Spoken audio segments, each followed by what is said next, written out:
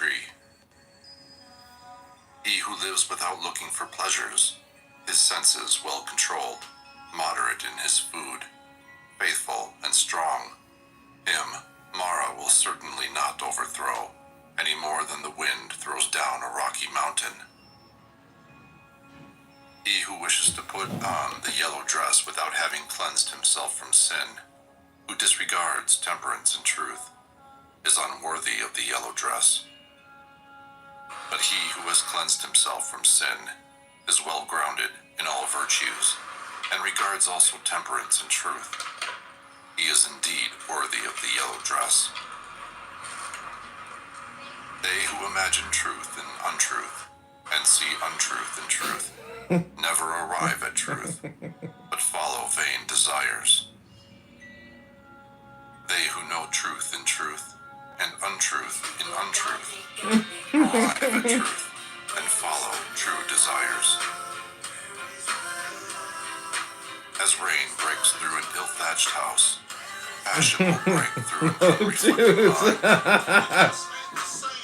As rain does not break through a well-thatched house, passion will not break through a well-reflecting mind. The evildoer mourns in this world, and he mourns in the next. He mourns in both. Divorced dads. He mourns and suffers when he sees the evil of his own work. The virtuous man delights in this world, and he delights in the next. He delights in both. He delights and rejoices when he sees the purity of his own work. The evildoer suffers in this world, and he suffers in the next. He suffers in both. He suffers when he thinks of the evil he has done. He suffers more when going on the evil path. The virtuous man is happy in this world, and he is happy in the next. He is happy in both. He is happy when he thinks of the good he has done. He is still more happy when going on the good path. The thoughtless man, even if he can recite a large portion of the law, but is not a doer of it, has no share in the priesthood, but is like a cowherd counting the cows of others. The follower of the law, even if he can recite only a small portion of the law, but, having forsaken passion and hatred and foolishness, possesses true knowledge and serenity of mind, he, caring for nothing in this world or that to come, has indeed a share in the priesthood.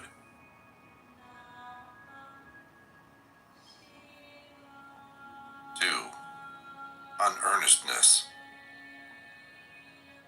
Earnestness is the path of immortality, nirvana. Thoughtlessness, the path of death. Those who are in earnest do not die. Those who are thoughtless are as if dead already. Those who are advanced in earnestness, having understood this clearly, delight in earnestness, and rejoice in the knowledge of the Arias, the elect. These wise people, meditative, steady, always possessed of strong powers, attain to nirvana, the highest happiness. If an earnest person has roused himself, if he is not forgetful, if his deeds are pure, if he acts with consideration, if he restrains himself and lives according to law, then his glory will increase. By rousing himself, by earnestness, by restraint and control, the wise man may make for himself an island which no flood can overwhelm.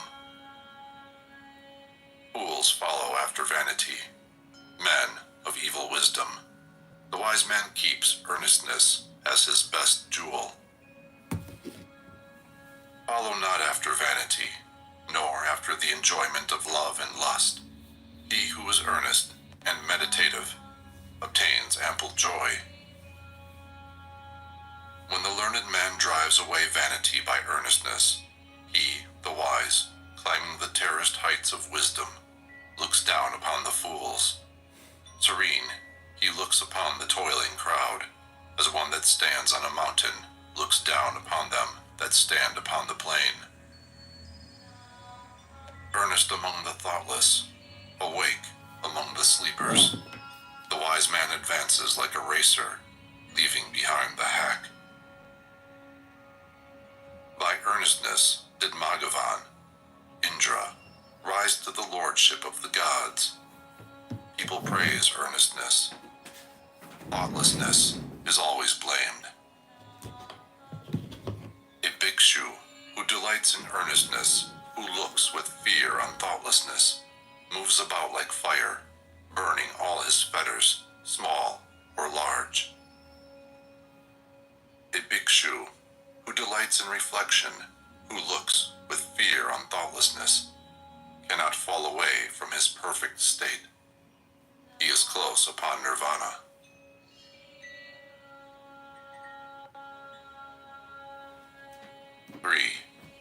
Thought. As a fletcher makes straight his arrow, a wise man makes straight his trembling and unsteady thought, which is difficult to guard, difficult to hold back. As a fish taken from his watery home and thrown on dry ground, our thought trembles all over in order to escape the dominion of Mara, the tempter. It is good to tame the mind, which is difficult to hold in and flighty, rushing wherever it listeth.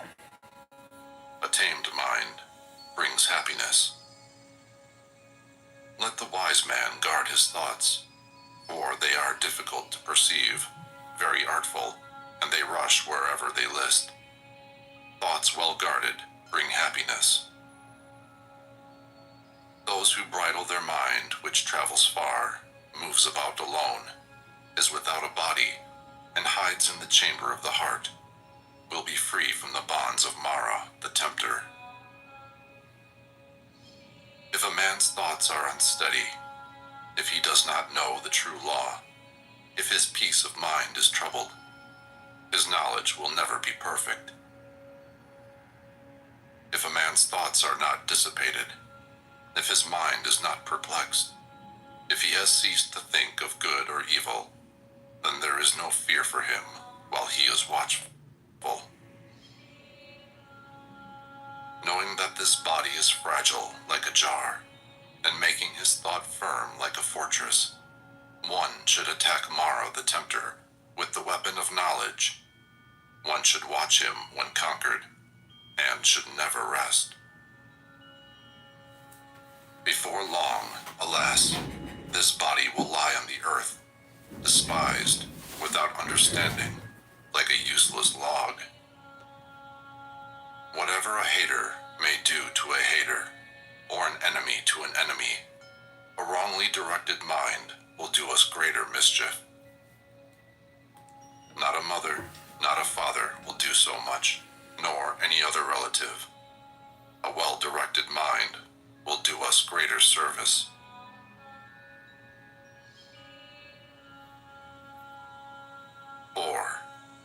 Flowers. Who shall overcome this earth, and the world of Yama, the lord of the departed, and the world of the gods? Who shall find out the plainly shown path of virtue, as a clever man finds out the right flower? The disciple will overcome the earth, and the world of Yama, and the world of the gods.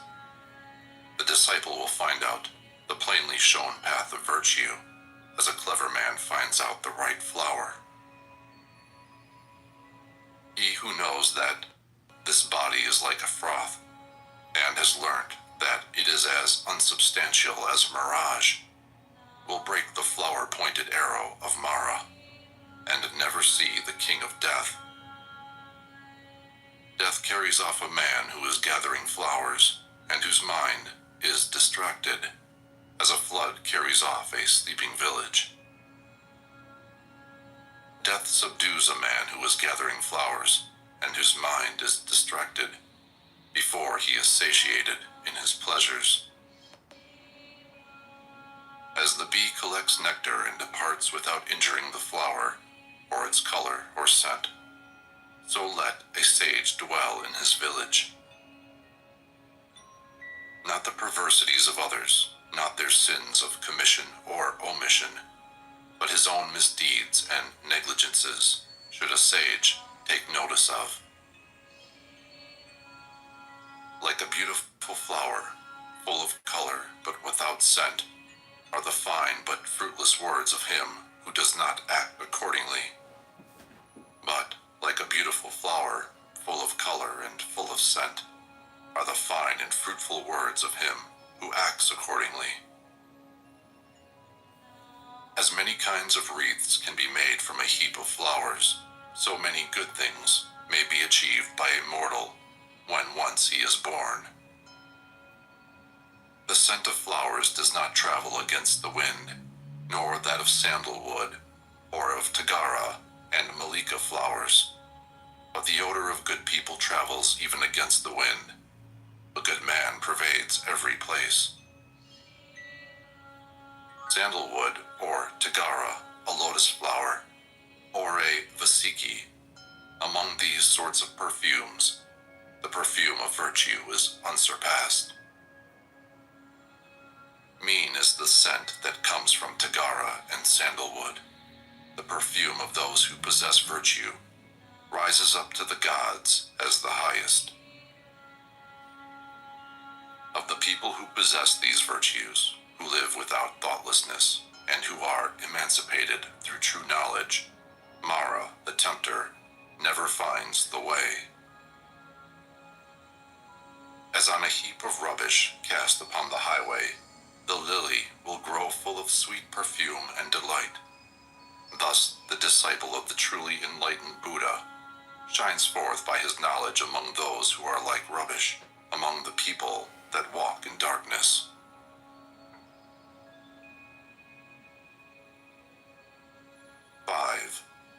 The fool.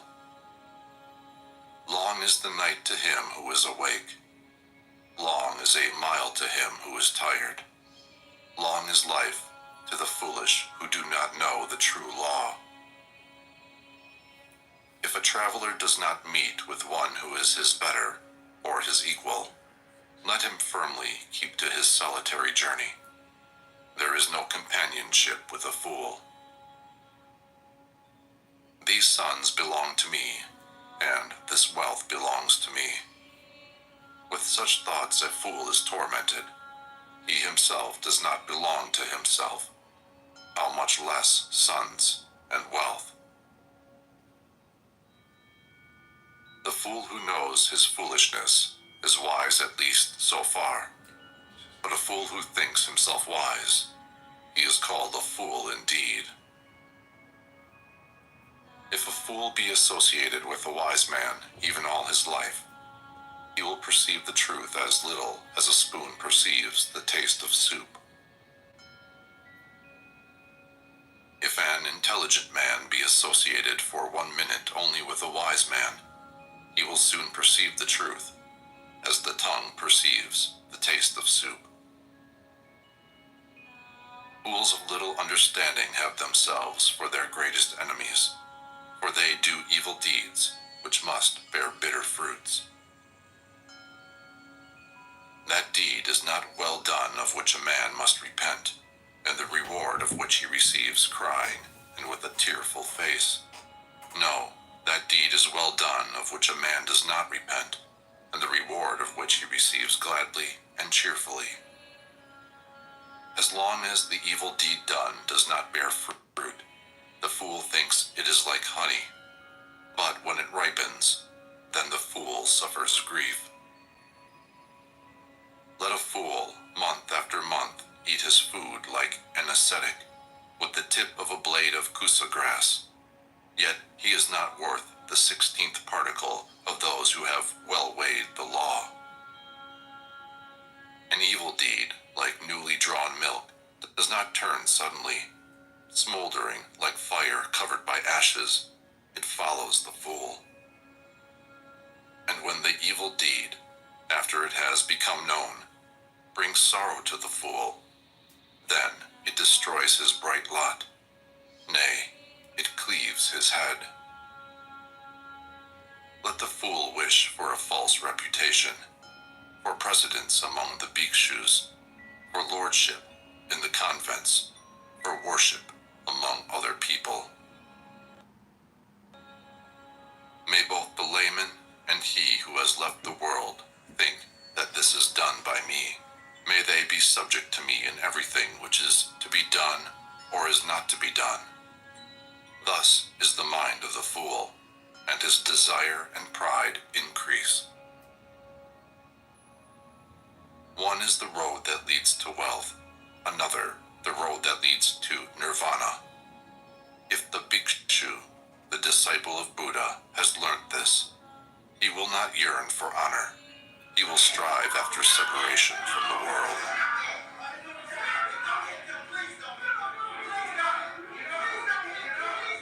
Six, the wise man, Pandita.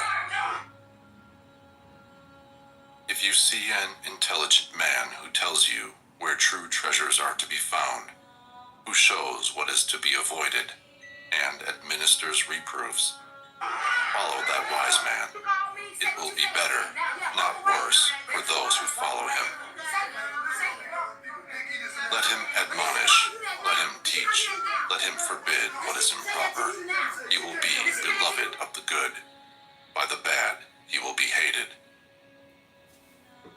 Do not have evil doers for friends. Do not have low people for friends. Have virtuous people for friends. Have for friends the best of men. He who drinks in the law lives happily with a serene mind. The sage rejoices always in the law, as preached by the elect, Arias. Well makers lead the water wherever they like. Fletchers bend the arrow. Carpenters bend a log of wood. Wise people fashion themselves. As a solid rock is not shaken by the wind, wise people falter not amidst blame and praise. Wise people, after they have listened to the laws, become serene, like a deep, smooth, and still lake. Good people walk on whatever befall. The good do not prattle, longing for pleasure, whether touched by happiness or sorrow. Wise people never appear elated or depressed. If, whether for his own sake or for the sake of others, a man wishes neither for a son, nor for wealth, nor for lordship, and if he does not wish for his own success by unfair means, then he is good, wise, and virtuous. Hello? You are there among men who arrive at the Oh, other hi, shore. T.A. Become Cindy. The other people I want to here change my run name. up Fuck and that. down the Fuck shore. that too. Talking ape. But those who You were talking the law ape, has been girl? well preached to them, follow the law, No. will pass across the dominion of death, however difficult to overcome. Not no more. A wise man should leave the dark state of ordinary life and follow the bright state of the bhikshu. After going from his home to a homeless state, he should, in his retirement, look for enjoyment where there seemed to be no enjoyment. Leaving all pleasures behind and calling nothing his own, the wise man should purge himself from all the troubles of the mind. Those whose mind is well grounded in the 7 elements of knowledge, who, without clinging to anything, rejoice in freedom from attachment, whose appetites have been conquered, and who are full of light, are free even in this world.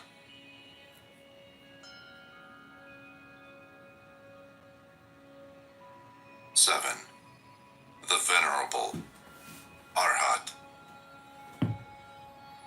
There is no suffering for him who has finished his journey and abandoned grief, who has freed himself on all sides and thrown off all fetters. They depart with their thoughts well collected. They are not happy in their abode. Like swans who have left their lake, they leave their house and home. Men who have no riches, who live on recognized food, who have perceived void and unconditioned freedom, nirvana.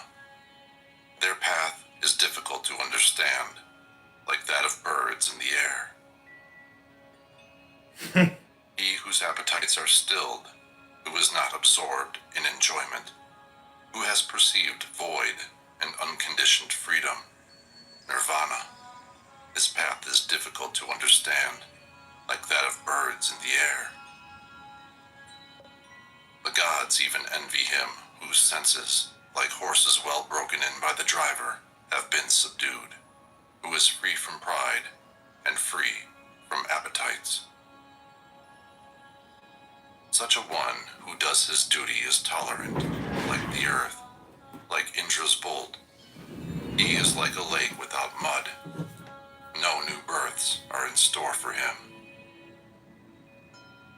His thought is quiet, quiet are his word and deed, when he has obtained freedom by true knowledge, when he has thus become a quiet man. The man who is free from credulity, but knows the uncreated, who has cut all ties, removed all temptations, renounced all desires, he is the greatest of men. In a hamlet or in a forest, in the deep water or on the dry land, wherever venerable persons, arhanta, dwell, that place is delightful. Forests are delightful.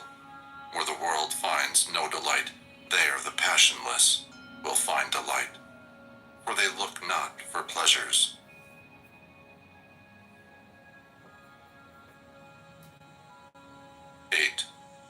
The thousands.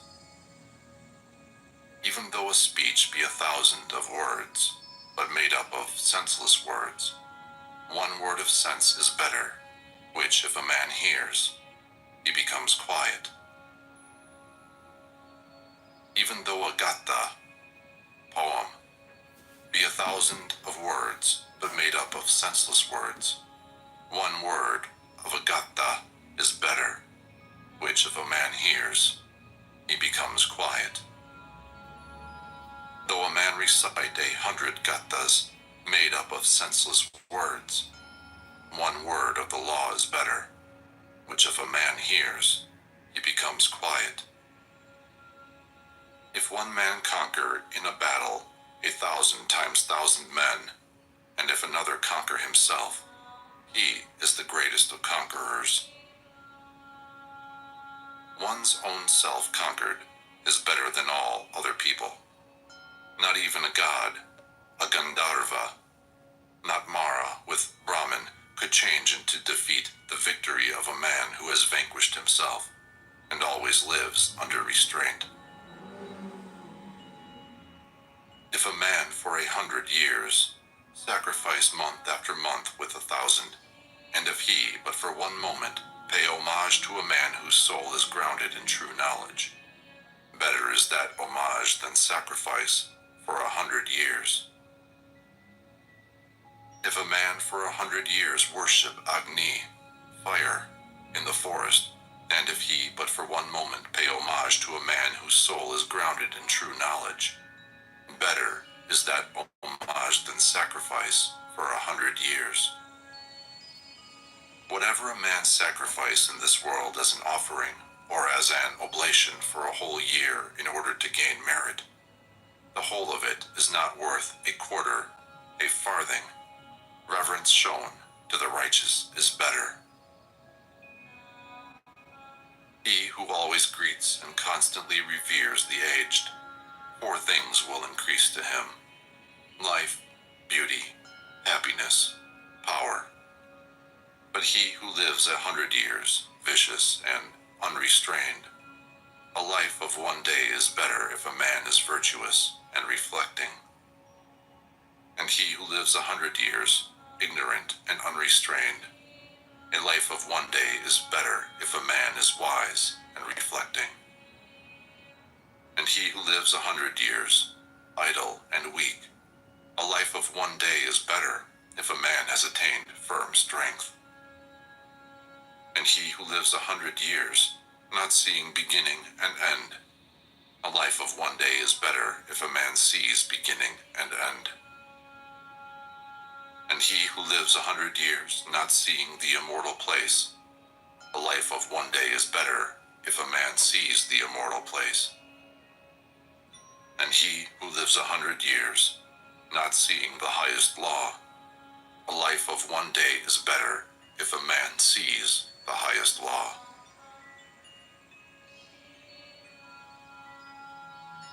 9. Evil. If a man would hasten towards the good, he should keep his thought away from evil.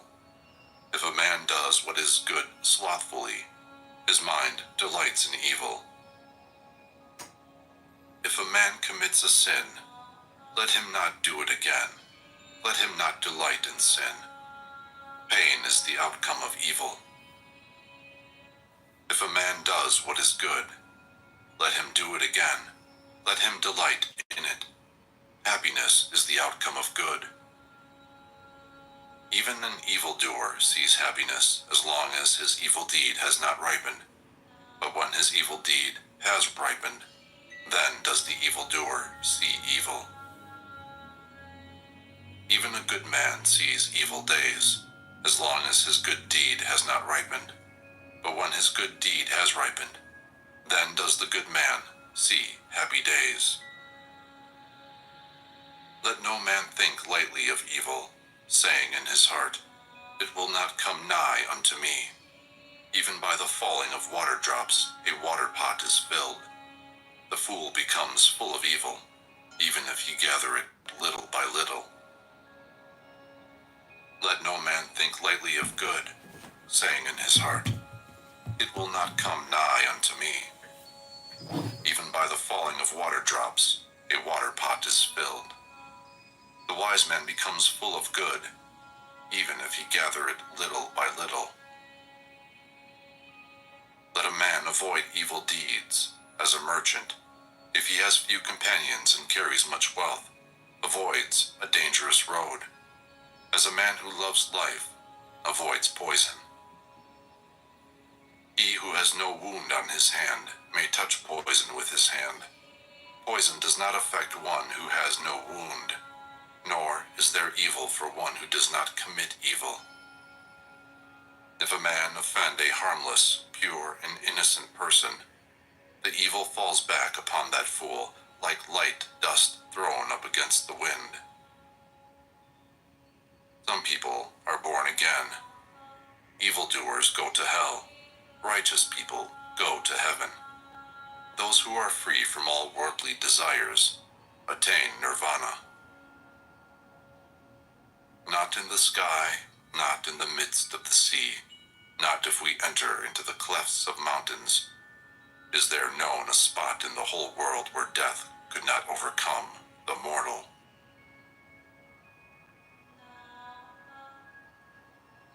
10. Punishment. All men tremble at punishment. All men fear death. Remember that you are like unto them, and do not kill nor cause slaughter. All men tremble at punishment. All men love life.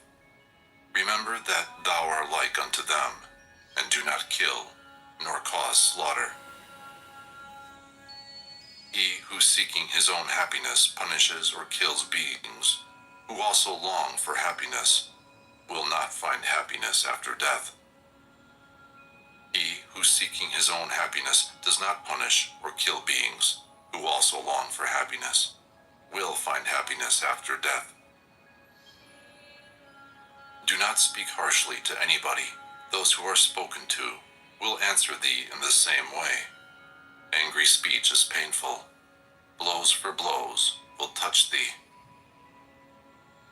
If, like a shattered metal plate or gong, thou utter not, then thou hast reached nirvana. Contention is not known to thee. As a cowherd with his staff drives his cows into the stable, so do age and death drive the life of men. A fool does not know when he commits his evil deeds, but the wicked man burns by his own deeds, as if burnt by fire. He who inflicts pain on innocent and harmless persons will soon come to one of these 10 states. He will have cruel suffering, loss, injury of the body, heavy affliction, or loss of mind, or a misfortune coming from the king, or a fearful accusation, or loss of relations, or destruction of treasures, or lightning fire will burn his houses, and when his body is destroyed, the fool will go to hell. Not nakedness, not plaited hair, not dirt, not fasting or lying on the earth, not rubbing with dust, not sitting motionless, can purify a mortal who has not overcome desires. He who, though well dressed in fine apparel, exercises tranquility, is quiet, subdued, restrained, chaste, and has ceased to find fault with all other beings. He, indeed, is a Brahmana, an ascetic, Sramana, a friar, bhikshu. Is there in this world any man so restrained by humility that he does not mind reproof, as a well-trained horse the whip? Like a well-trained horse when touched by the whip, be ye active and lively, and by faith, by virtue, by energy, by meditation, by discernment of the law, you will overcome this great pain of reproof, perfect in knowledge and in behavior, and never forgetful. Well makers lead the water wherever they like. Fletchers bend the arrow. Carpenters bend a log of wood. Good people fashion themselves.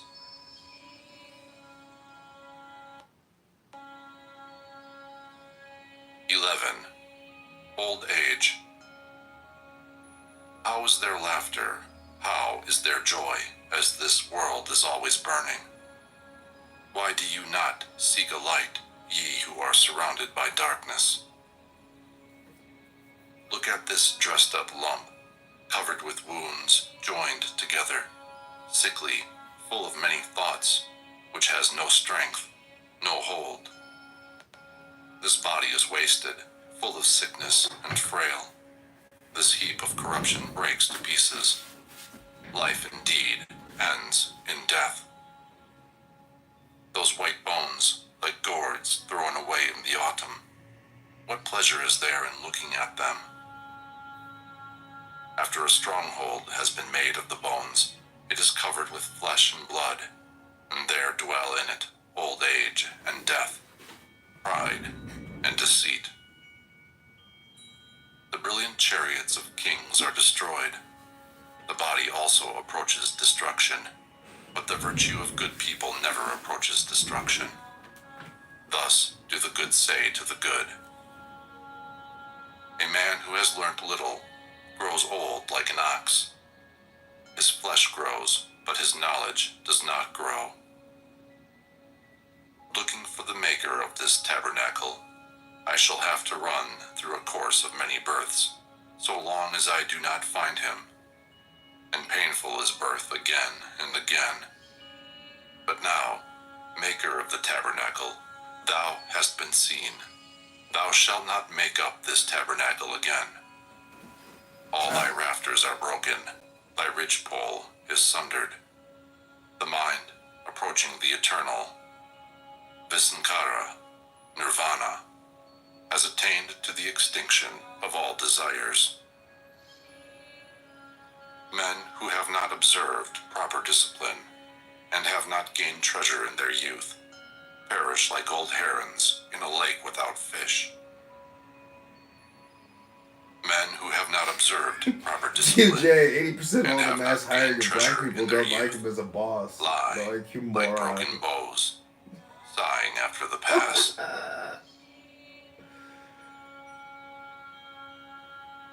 12.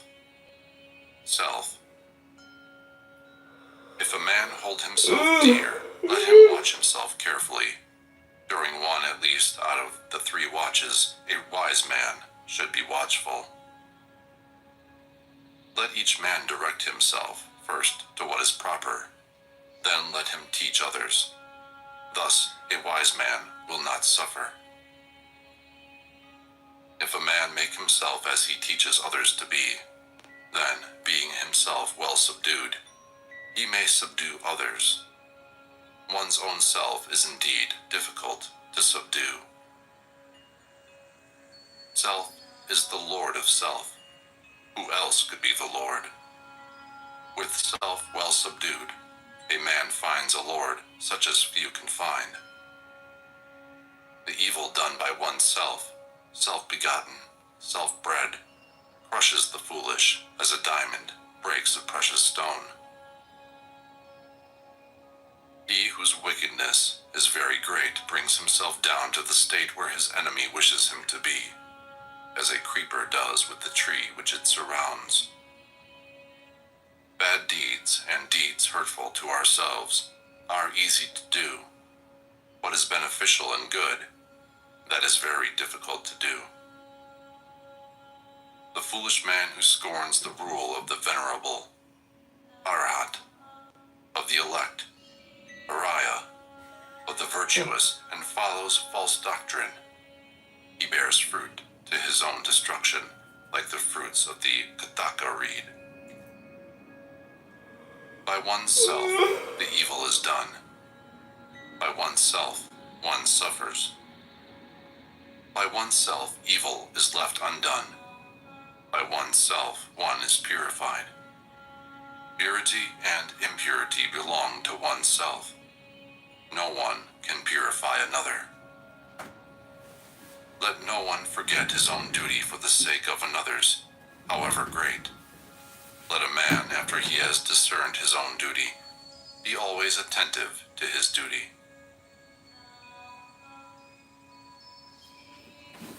13. The world. Do not follow the evil law. Do not live on in thoughtlessness. Do not follow false doctrine. Be not a friend of the world. Rouse thyself. Do not be idle. Follow the law of virtue. The virtuous rests in bliss in this world and in the next. Follow the law of virtue. Do not follow that of sin. The virtuous rests in bliss in this world and in the next. Look upon the world as a bubble. Look upon it as a mirage. The king of death does not see him, who thus looks down upon the world. Come, look at this glittering world like unto a royal chariot. The foolish are immersed in it, but the wise do not touch it. He who formerly was reckless and afterwards became sober brightens up this world like the moon when freed from clouds. He whose evil deeds are covered by good deeds brightens up this world like the moon when freed from clouds. This world is dark. Few only can see here. A few only go to heaven, like birds escaped from the net. The swans go on the path of the sun. They go through the ether by means of their miraculous power. The wise are led out of this world when they have conquered Mara and his train. If a man has transgressed one law, and he speaks lies and scoffs at another world, there is no evil he will not do. The uncharitable do not go to the world of the gods. Fools only do not praise liberality. A wise man rejoices in liberality, and through it becomes blessed in the other world. Better than sovereignty over the earth, better than going to heaven, better than lordship over all worlds, is the reward of the first step in holiness.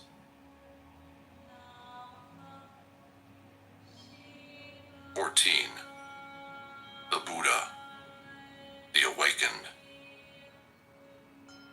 He whose conquest is not conquered again, into whose conquest no one in this world enters, by what track can you lead him the awakened, the omniscient, the trackless.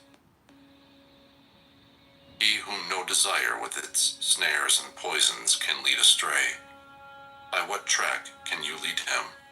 The awakened, the omniscient, the trackless. Even the gods envy those who are awakened and not forgetful, who are given to meditation, who are wise, and who delight in the repose of retirement from the world. Difficult to obtain is the conception of men. Difficult is the life of mortals. Difficult is the hearing of the true law. Difficult is the birth of the awakened, the attainment of Buddhahood. Not to commit any sin, to do good, and to purify one's mind, that is the teaching of all the awakened. The awakened call patience the highest penance, long-suffering the highest nirvana. For he is not an anchorite, pravragita, who strikes others. He is not an ascetic, sramana, who insults others. Not to blame, not to strike, to live restrained under the law, to be moderate in eating, to sleep and sit alone, and to dwell on the highest thoughts. This is the teaching of the awakened. There is no satisfying lusts, even by a shower of gold pieces. He who knows that lusts have a short taste and cause pain, he is wise. Even in heavenly pleasures he finds no satisfaction. The disciple who is fully awakened delights only in the destruction of all desires. Men, driven by fear, go to many a refuge, to mountains and forests, to groves and sacred trees. But that is not a safe refuge. That is not the best refuge. A man is not delivered from all pains after having gone to that refuge.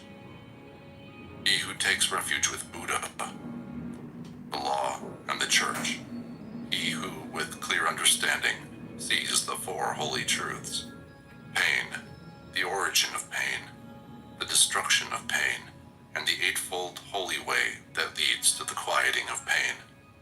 That is the safe refuge. That is the best refuge.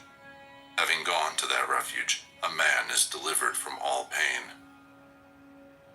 A supernatural person, a Buddha, is not easily found. He is not born everywhere. Wherever such a sage is born, that race prospers. Happy is the arising of the awakened. Happy is the teaching of the true law. Happy is peace in the church. Happy is the devotion of those who are at peace.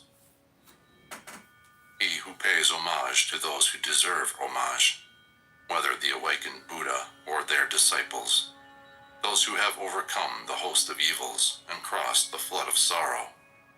He who pays homage to such as have found deliverance and know no fear, this merit can never be measured by anybody.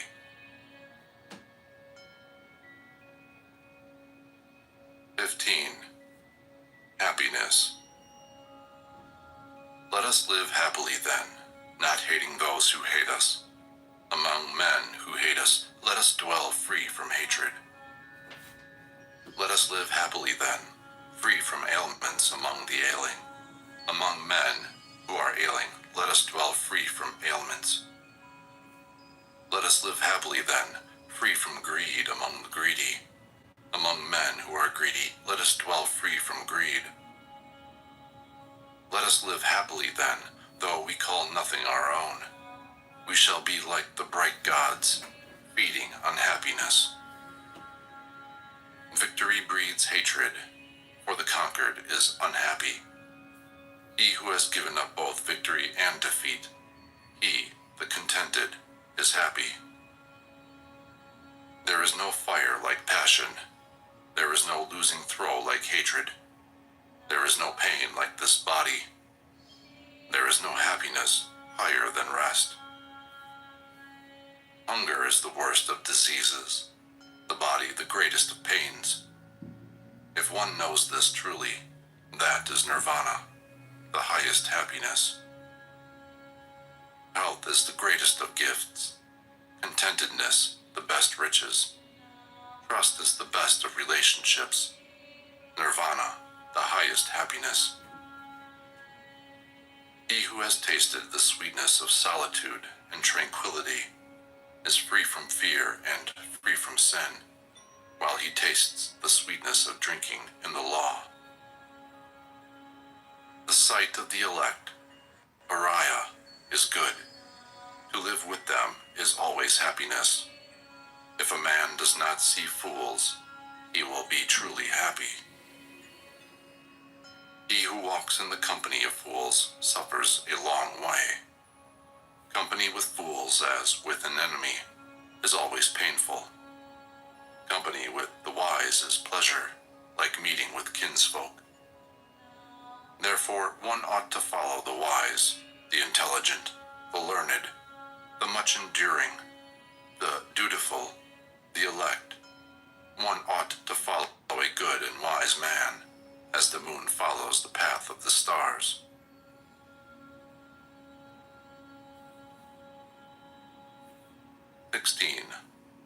Pleasure.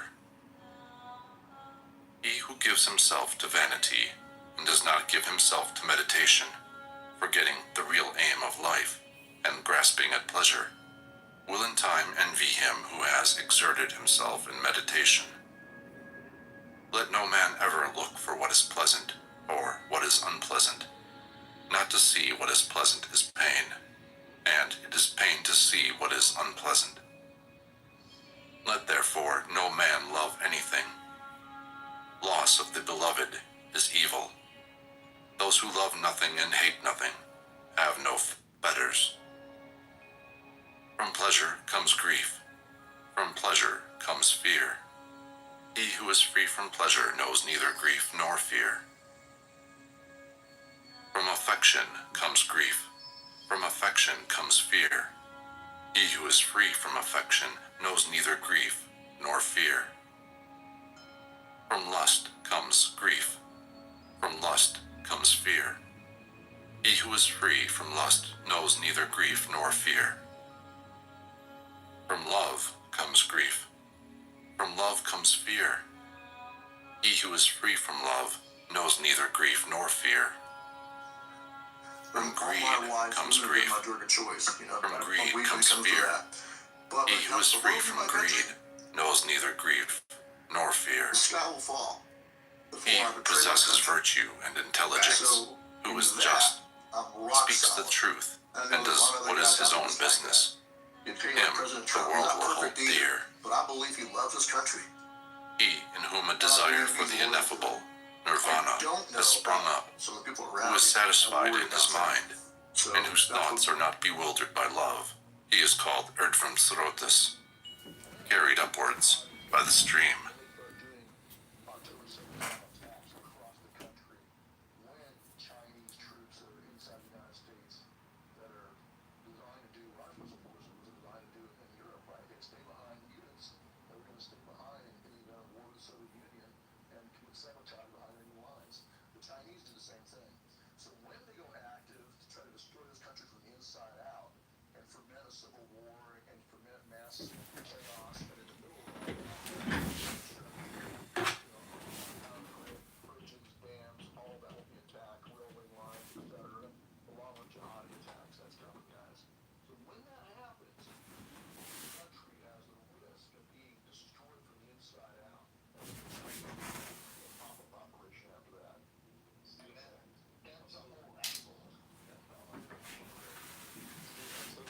Touching on this because we've been hitting on this point for, I would say, at least 3-4 months. I call it the war from within, right?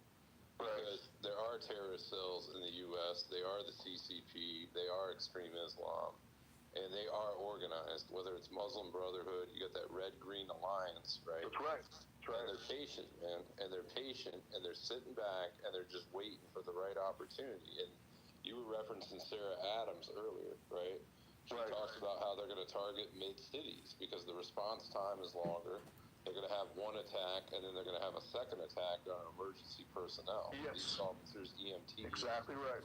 Right? And you want to expand on that a little bit? I think that's... Well, hey, a really good short novel, I call it a novella, you can read is called Day of Wrath. And I really encourage everyone to read it. It's short. It's written by the same guy that wrote 1 Second After about the vulnerability of EMP strikes, right? By William R. Forsheim. William Forshen.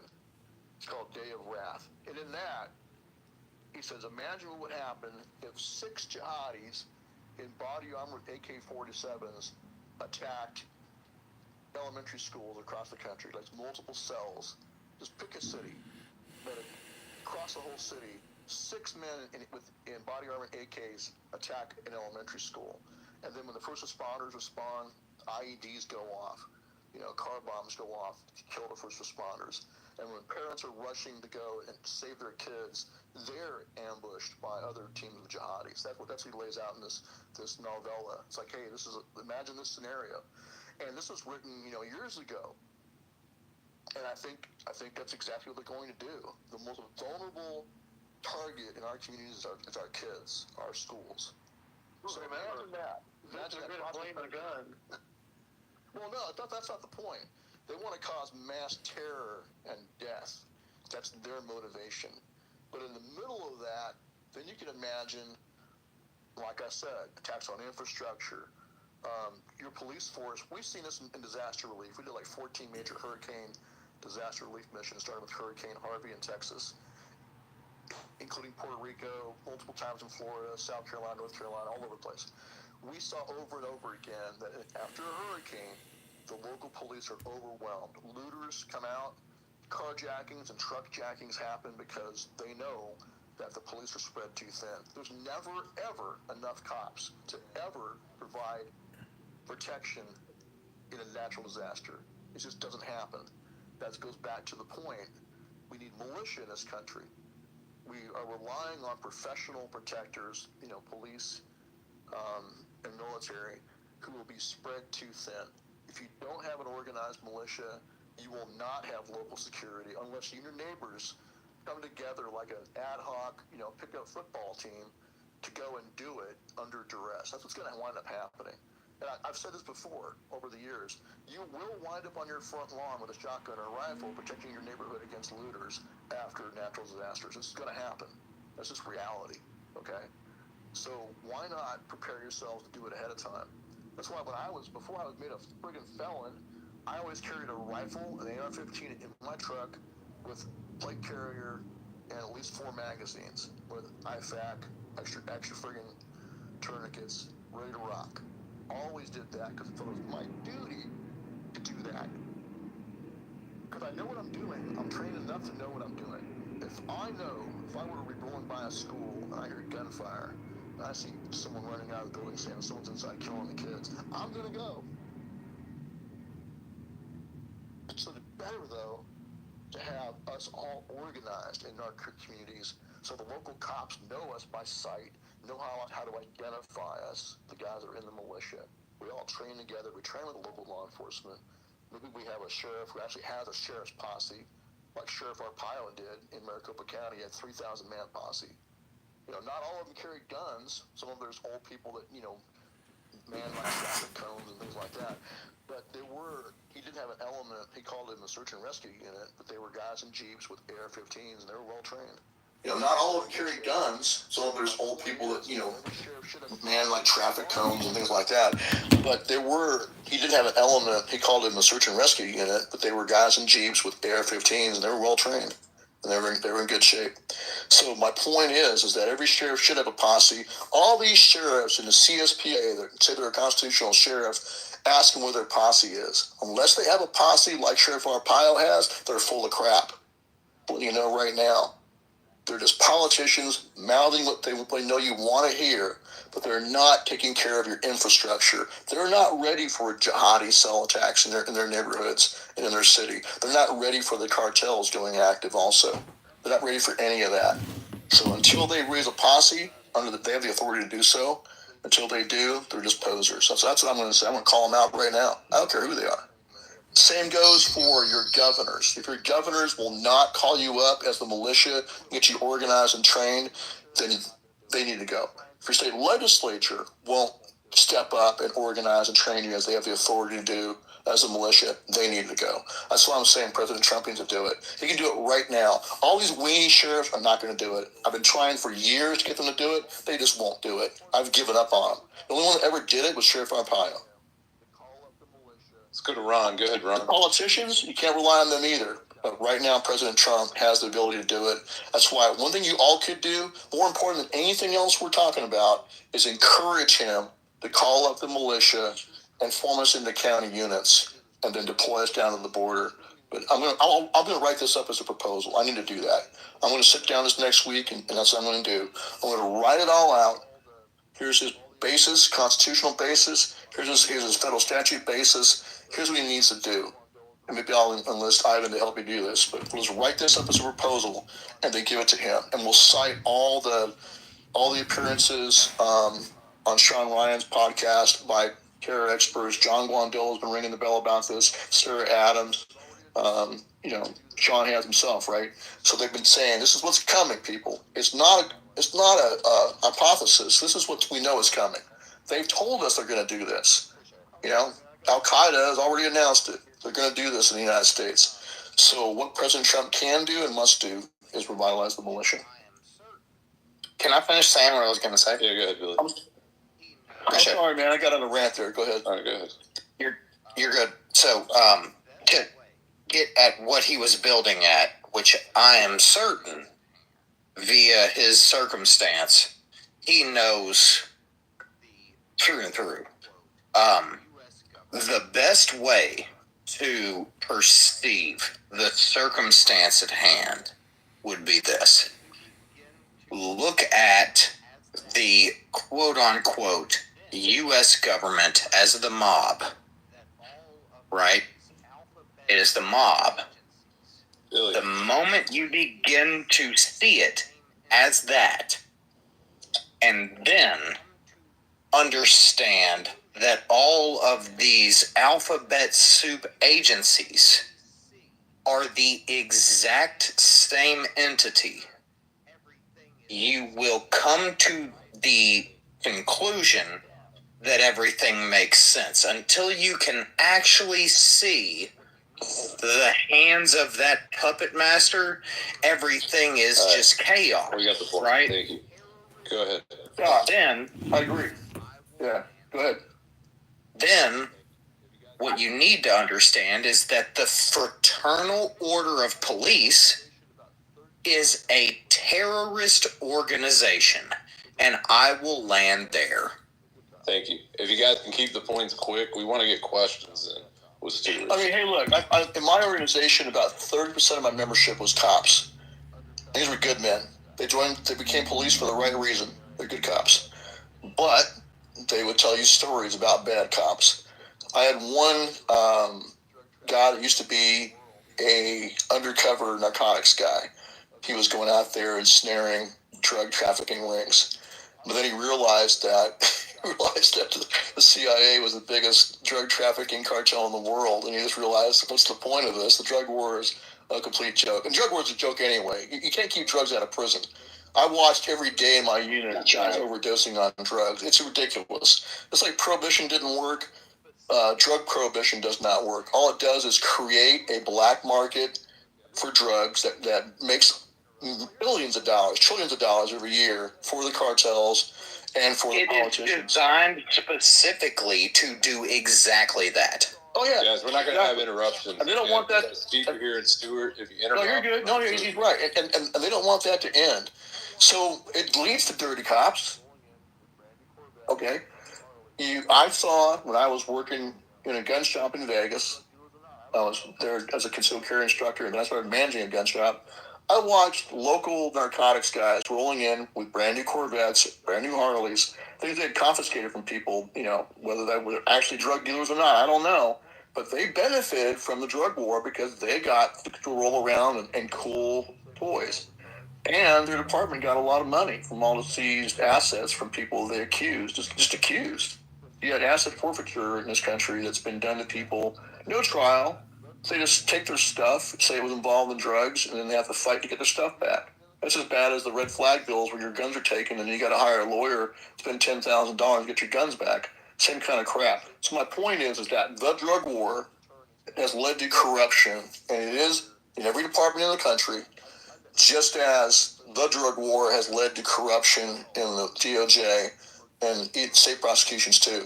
You've got corrupt attorneys now, prosecutors who go out there, and it's the same crap. I've met tons of guys in prison who are in there for what we call ghost guns or ghost drugs. In other words, no actual drugs were found, no guns were found, just some other poor sap who got wrapped up and accused of something was coerced into testifying to say that I saw Joe Schmo with guns or drugs. And on that testimony alone, juries across the country put people in prison. And the feds love to do this. So I'm just saying, it's rotten. So a big part of it is the war on drugs. It needs to go away. You should treat drugs exactly the same as you treat alcoholism. You wouldn't have 100,000 Americans dead from fentanyl if you had legalized drugs that people just go buy the same way they do alcohol. I know a lot of people are going to be like, oh, your drug's ridiculous. Look what happened in Portland. Do you want 100,000 dead Americans? Then don't have the cartels being the source for people that are wanting pain pills and can't get them, or wanting a temporary escape. It's not a death sentence. Because some teenager decided to get high, they don't deserve to friggin' die. If you believe that, then you're soulless.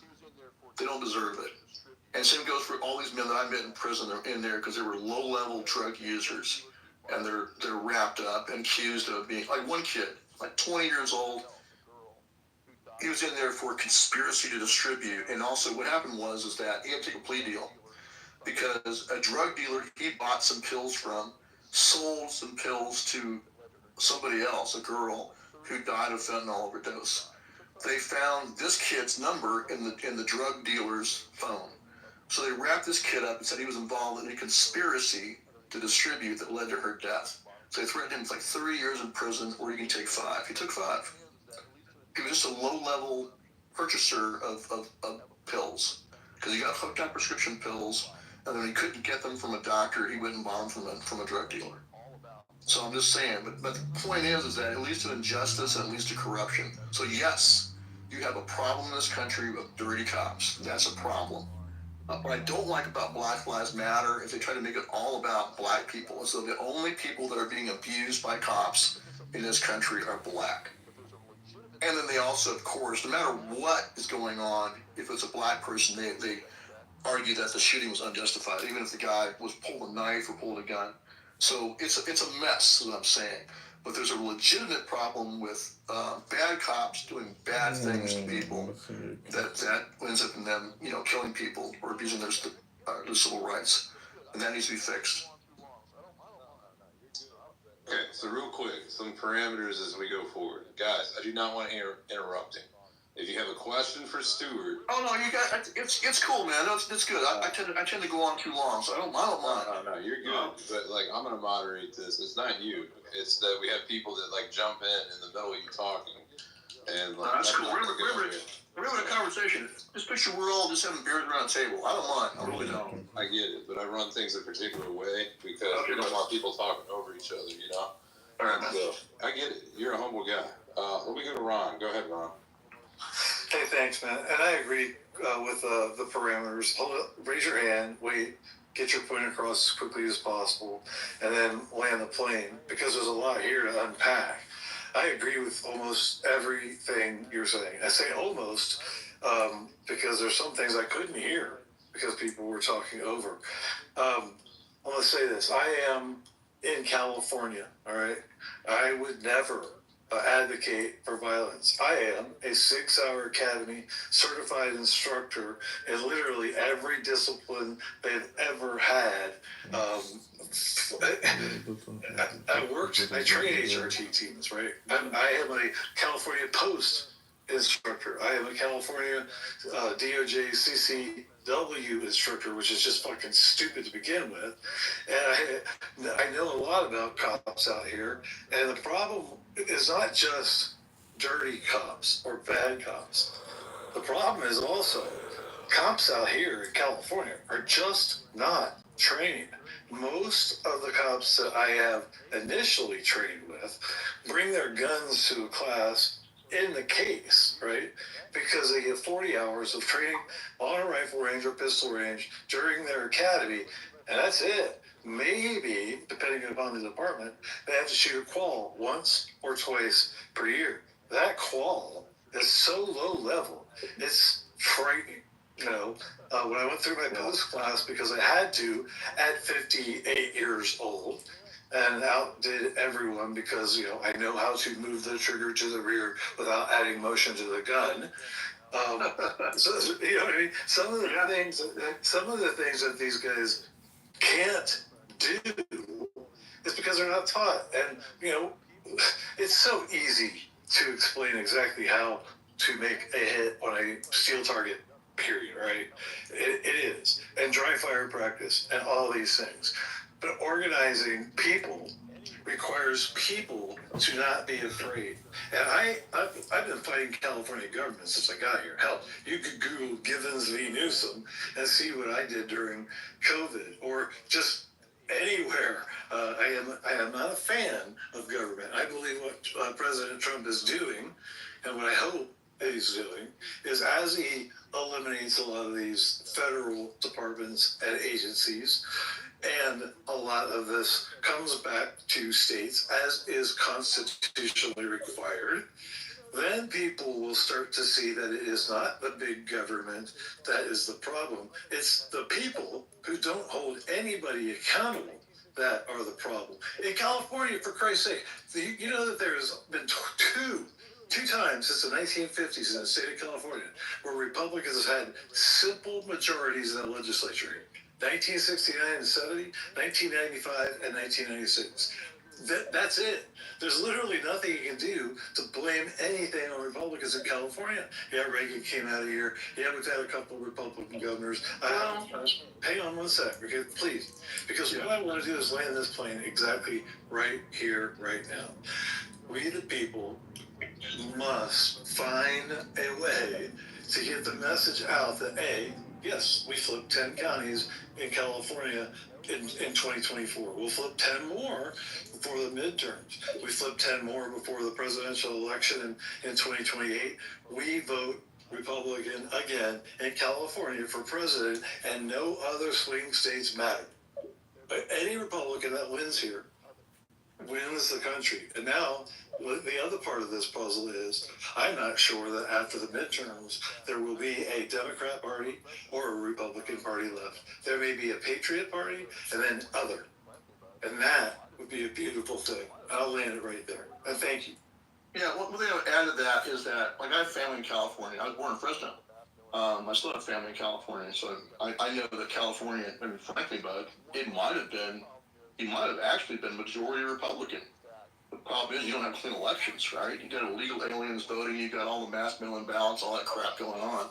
You got motor voter voting and all that.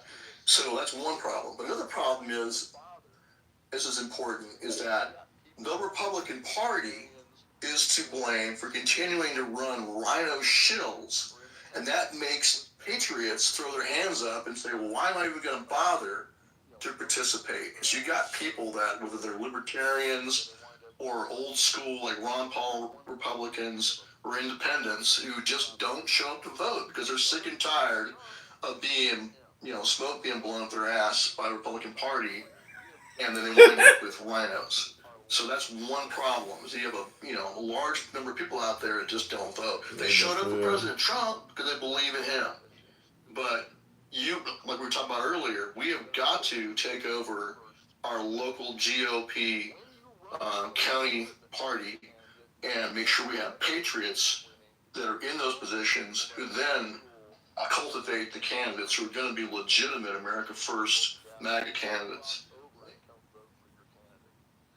And you have a much better chance of winning because people that are old school John F. Kennedy style Democrats like Robert Kennedy Jr. or Tulsi Gabbard will cross over and come vote for your candidate. That's what I think is the important point to make. So in some ways it is Republicans' Party's fault because they are not running 100% MAGA America First candidates, right? They're just not. You're absolutely right. The Republican Party, and I told this to Chris in a call a couple weeks ago. If anyone believes that there's not just as much or more evil on the right as there is on the left, they're wearing blinders. They're absolutely freaking ignorant of what is really going on. And I'm going to throw this last thing out and I'll land the plane.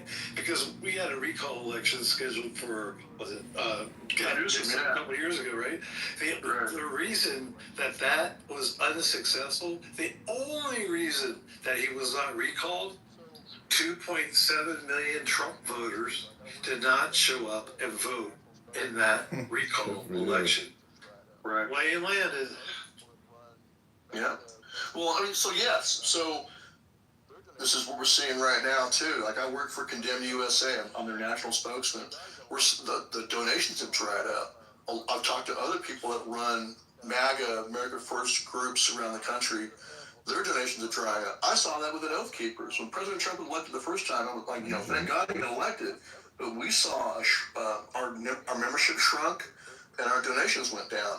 People get this idea in their head, well, oh, we won. President Trump's back in power, so now we can always go back to sleep.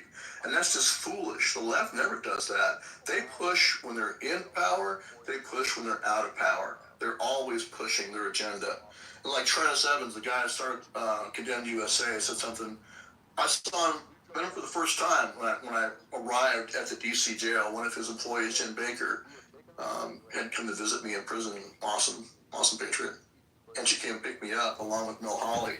So we drove down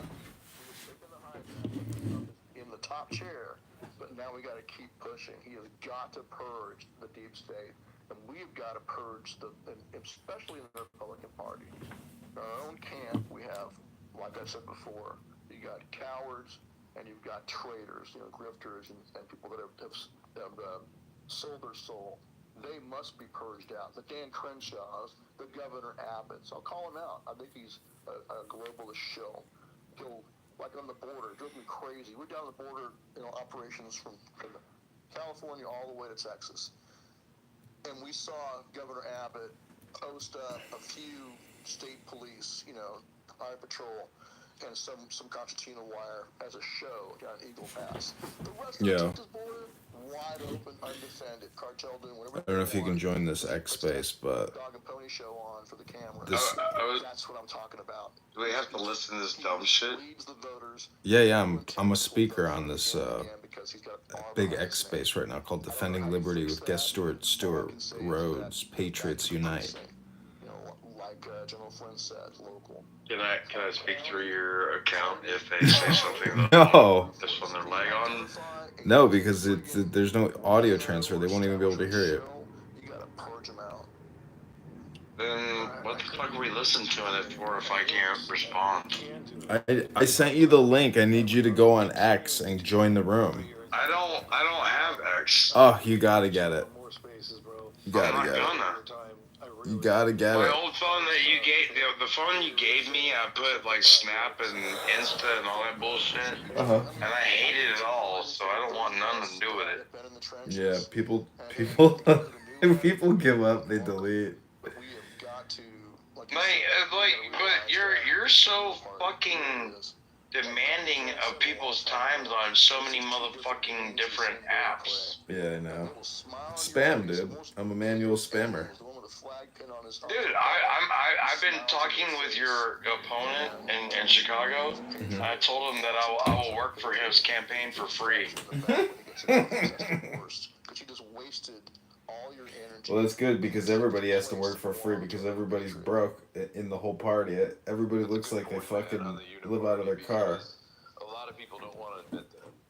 They just don't want to go down that road. They're afraid of offending people. It's such a garbage fucking conversation. Why the fuck are we listening like the further away from the? Because I want to just get I just want to get a sound clip in and then I'm headed into a hot bath. So. Whatever it is, they've done it for so. Well, go take care of your gout, and I'll talk to you later. Okay, I'll talk to you in like an hour. Thank God for mortality in nature. Eventually, he will no longer be in office. But it's going to take. That's where the founders messed up. They should have had term limits from the very beginning.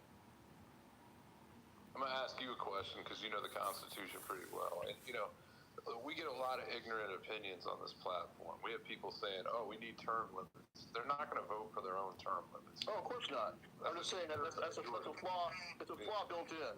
Yeah. Right. Yeah. But what about a state constitutional convention to create term limits? What do you think about that?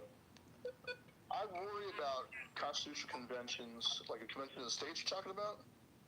Yeah, that's the only other way to do it. I think you can't do it with a congressional vote. I worry about that because look at the founding fathers.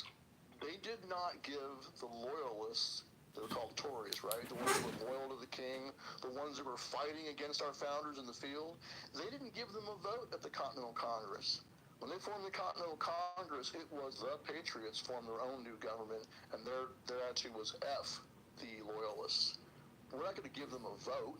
They didn't get a vote. The loyalists who were still loyal to the king didn't get a vote on whether or not to ratify the Declaration of Independence and separate from England. They weren't given a vote.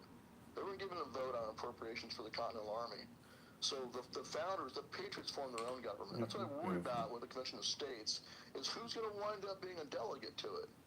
Are you going to have, once again, even within in the so-called Republican circles, right, you're going to have establishment shills, globalist sellouts, people that have been bought and paid for, or been bribed, or blackmailed, that are going to be in your convention. And now it's for all the marbles. The loyalists didn't get to participate in the Continental Congress. They didn't get a chance to participate in the convention that created the Constitution.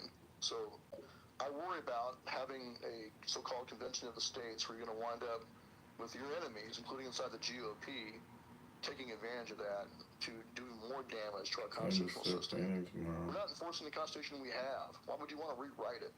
How's it going to help anything?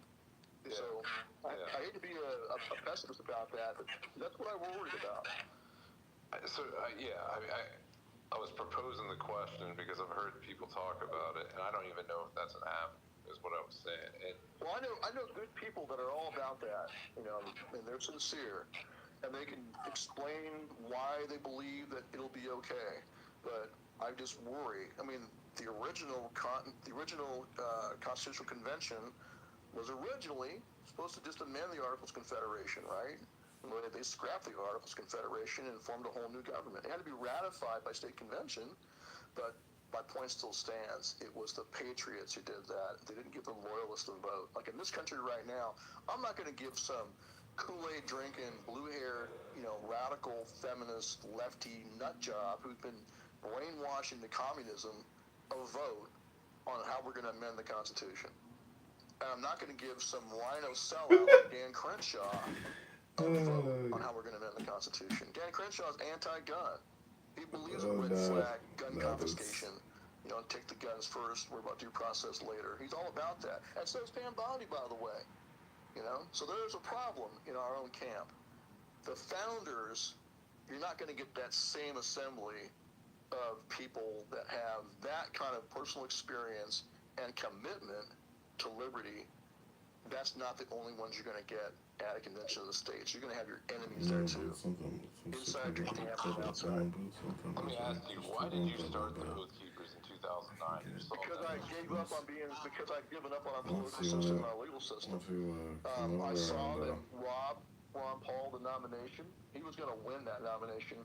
He would have been the nominee against Obama, and I believe he would have beat Obama for the same reason that Trump just beat Biden.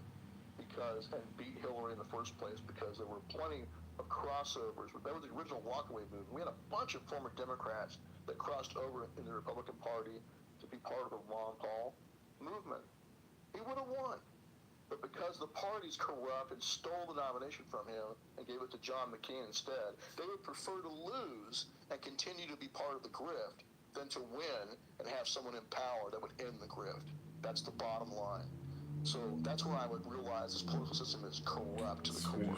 And as an attorney, when I first started practicing law in Montana, I was a small-town criminal defense attorney, and I saw corruption in small-town Montana.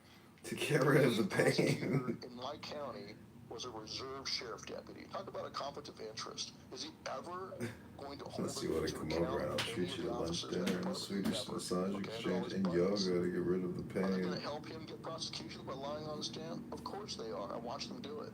So I just lost faith in it. That's why I started Oath Keepers. I wanted to focus. When Ron Paul didn't win the nomination, it was stolen from him.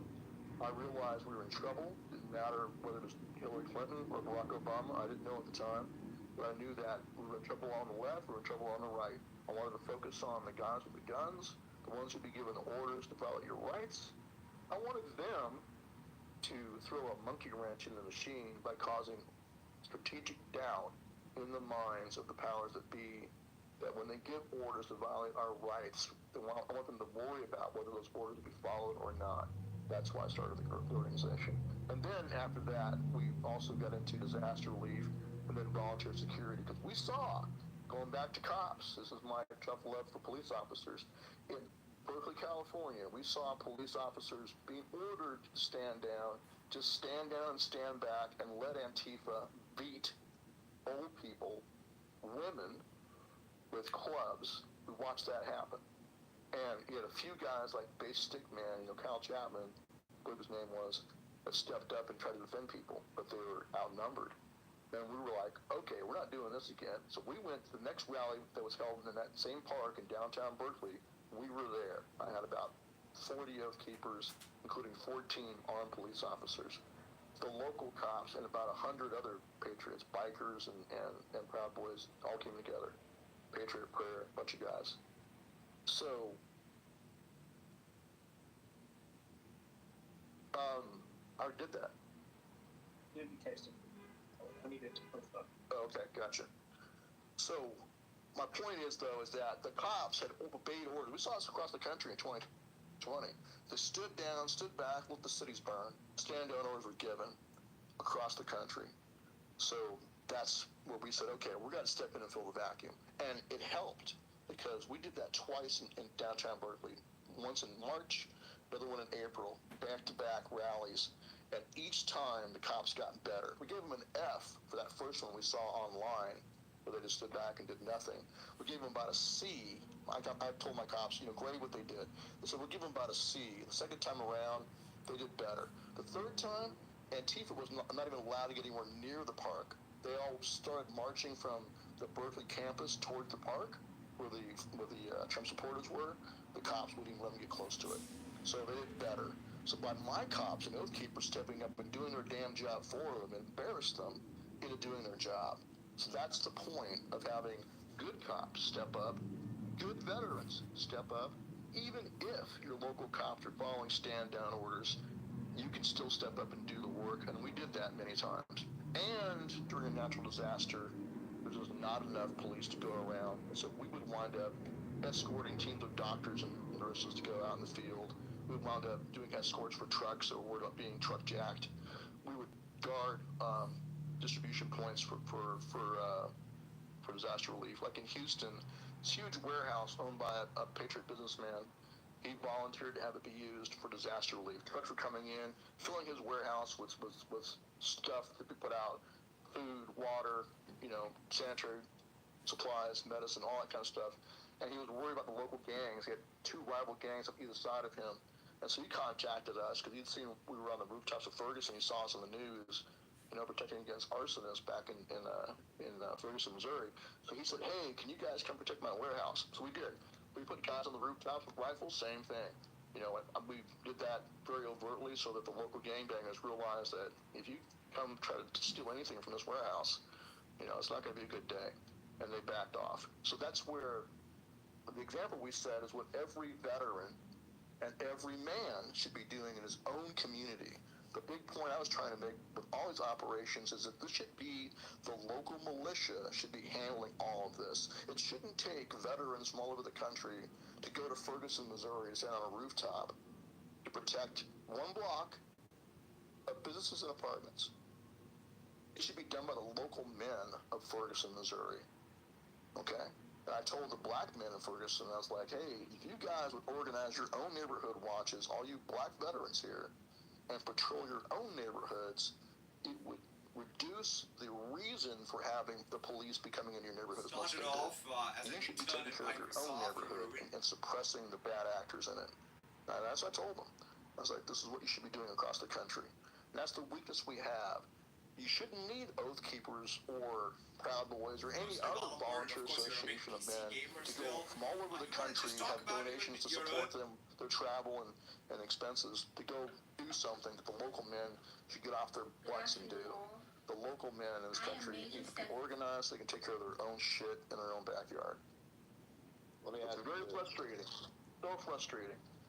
So when you got to this point where people were organizing and you got militias, like you said, Well, no, we had Oath Keeper chapters in every state, but we were constantly encouraging people to form armed neighborhood watches. That's what we call our CPT program, community preparedness teams. The whole point was to organize neighborhood watches as the base. If every neighborhood, if all the men in every neighborhood knew each other, all the veterans got to know each other, all the ex-cops got together like a little mini militia, same idea I had before, they turn around and train all the other men. They all start training together, form a neighborhood watch with teeth. Then you have those neighborhood watches come together as a town watch, and then they come together as a county watch or a sheriff's posse. If you can find a sheriff with the balls to actually have a posse, then all those armed men in those neighborhood watches, also part of the town watch, each town, become part of the sheriff's posse for the whole county. So that was the structure I was advocating before I got arrested. That we can at least do this on our own as a stopgap, because we don't have governors and state legislatures that will actually organize it. It's ridiculous to say that there's the organized militia, that's the National Guard, and then the rest of us are the unorganized militia. How does that even make any sense? There's no such thing as an unorganized militia. In other words, you're just a pool of manpower that's not being utilized, but could be utilized sometime in the future. That's a recipe for friggin' fail. So my idea was, we'll at least organize neighborhood watches and town watches, and then county watches, and then hopefully county posses. So what we came to was like, we should have groups in every county, like called the Concerned Citizens of Mayberry County. They form up neighborhood watches, town watches, county watch. And they turn to the sheriff and say, Sheriff, we want you to know our door is always open. We are your posse in waiting. We are not declaring ourselves to be independent. We're going to organize and train, but we're here for you. Whenever you want to, we're more than happy to become your posse. That was kind of what we were working on. But it's difficult to get them to do that because, hey, they already know that if you try to organize anything in this country, you're going to get infiltrated by the friggin' FBI, and they're going to try to put you in prison. So that's the problem, is that, it's harder to organize people. During a natural disaster, or during when Antifa was rolling into small town Texas and trying to intimidate small town Texas, then we'd see local veterans and local citizens show up with rifles and shotguns. So what happened, what I'm getting at is the mainstream media and the government, they started to portray the Oath Keepers as an extremist organization, right? That was the U.S. citizens. Do you want to touch on that? Well, sure, because it's the same smear they use against the entire MAGA movement, right? That's what you have. In some ways, they jumped the sharks, and in the end, you got Biden, the puppet, standing in front of Constitution Hall, declaring that, with red backlighting, with Marines standing behind him, declaring that the MAGA movement is the greatest threat to democracy. So, like I said in that interview I did with Ivan, I said, whenever you hear them say that the MAGA movement is a threat to democracy, the word democracy, just flip that to our power. That becomes, the MAGA movement is the greatest threat to our power. Yeah, that's the truth. Walking on the beach and with my wife, so keepers. I don't know how we ended up here. It never occurred to me. This band of this group of veterans and police officers, are loyal to the Constitution, is a threat to our power. So that's what they would do. If you're a threat to their power, they're going to say you're a threat to democracy. They're going to smear you as being racist and fascist and Nazis and all other bullshit. It's all a big smear designed to marginalize you and suppress your movement. And that's what they do to anybody on the political right who dares to ever go beyond plain old politics. But even in the world of plain old politics, they did it, right? They finally jumped the shark and began to declare that all Trump voters are racist and Nazis. That's where they ended up. So they're going to call you a racist and Nazi? Well, then you might as well go ahead and just organize a neighborhood watch and organize a town watch. Let's not forget they called us trash. Let's not forget that we dared go after our school boards for putting in all of the nonsense into the textbooks, right? They went after us, and even the FBI came after us, and they had to go in front of Congress in a hearing and explain, oh, well, we're not going after the MAGA movement. We're not trying to do it, but they were trying to arrest us for that, even actively doing activism at our local level. Oh yeah, they're going to demonize and attempt to suppress any threat to their power. And so, yes, Have your organizations choice. with threat to their power, so we're demonized. I mean, Have your what's pick. kind of funny is that you'll see the media. You can go do a Google search right now. Oath Keepers and violence, and you'll see leftist reporters, because they're all loyal parts of the machine, saying the same thing. That the Oath Keepers organization is one of the most dangerous and violent right-wing radical organizations.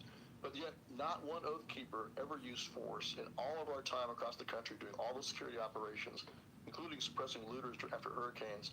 We never fired a shot, never hit anybody or punched or kicked anybody, never hit anybody with a baton, never even pepper sprayed anybody.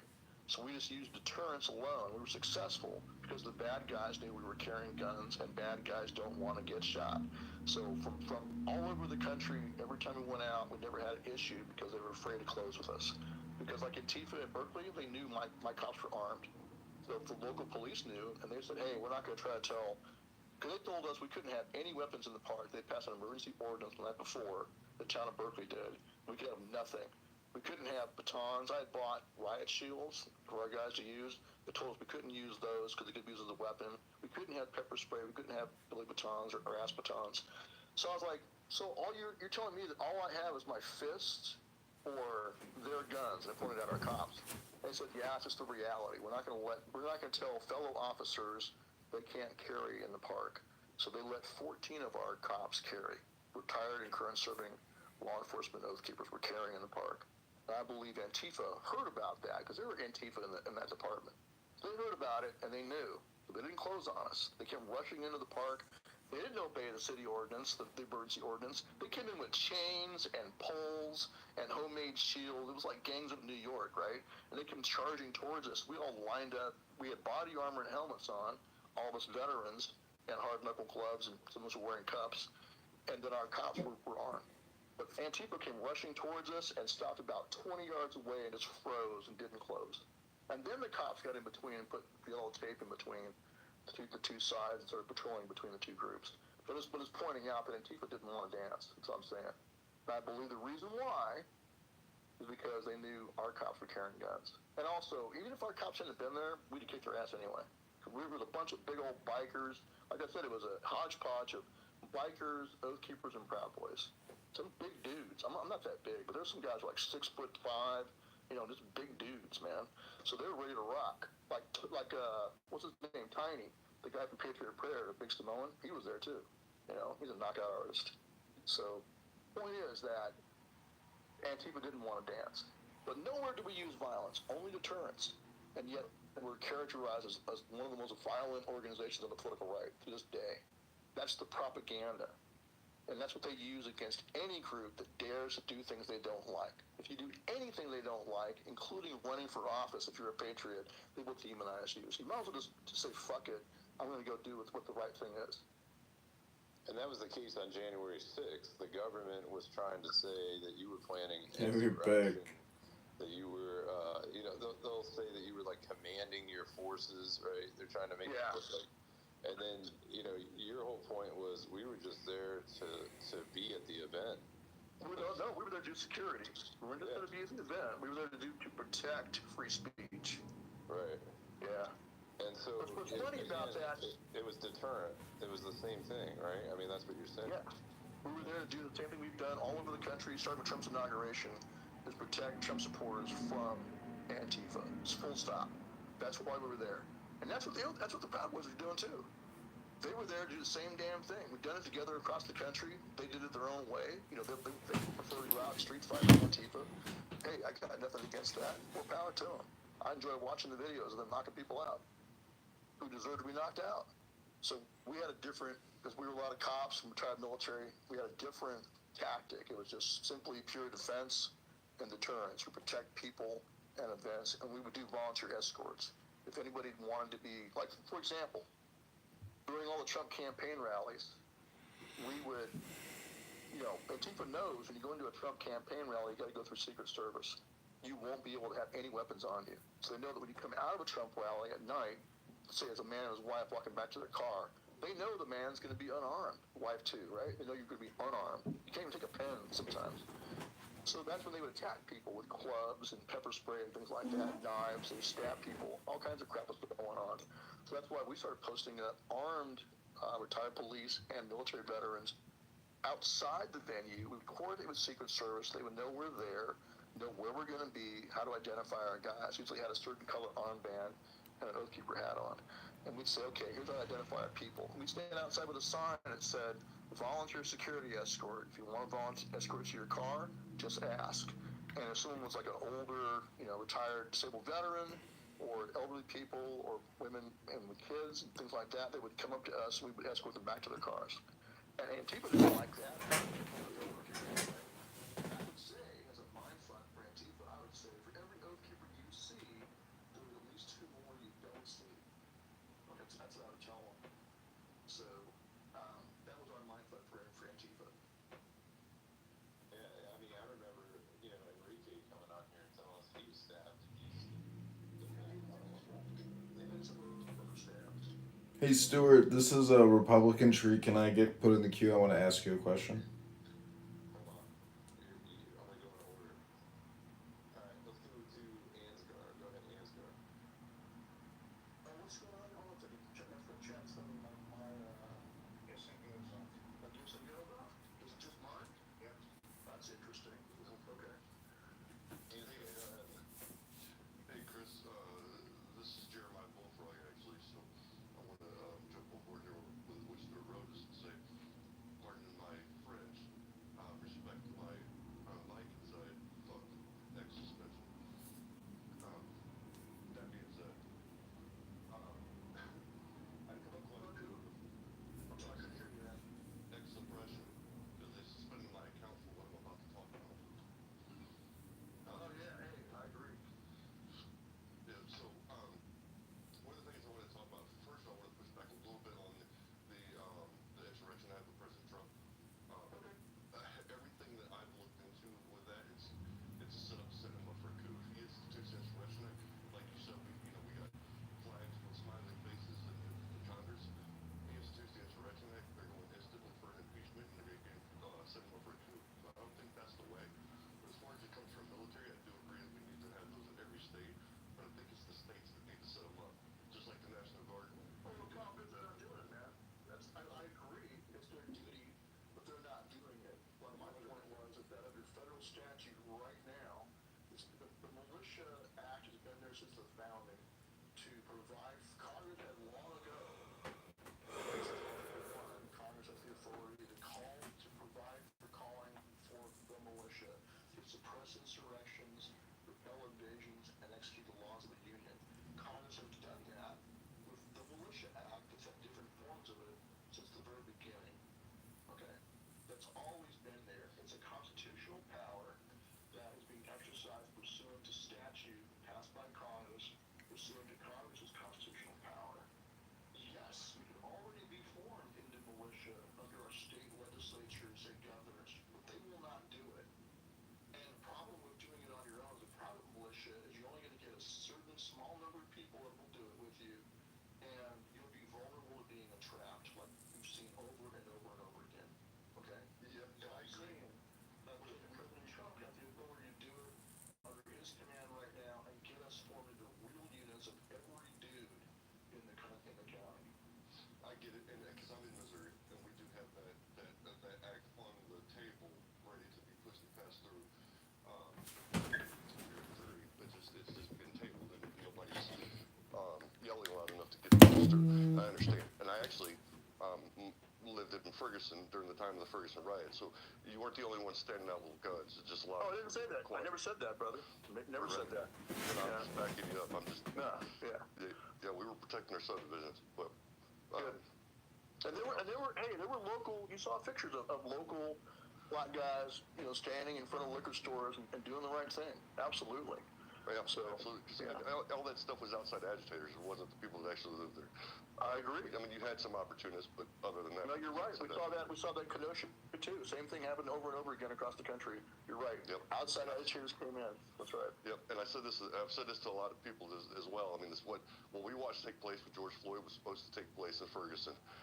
The problem is we had Governor Greitens who stood up against it, did the right things, brought in oath keepers, the state troopers, a National Guard to protect the federal buildings. Are you talking about Governor Nixon? I think it was Governor Nixon, wasn't it?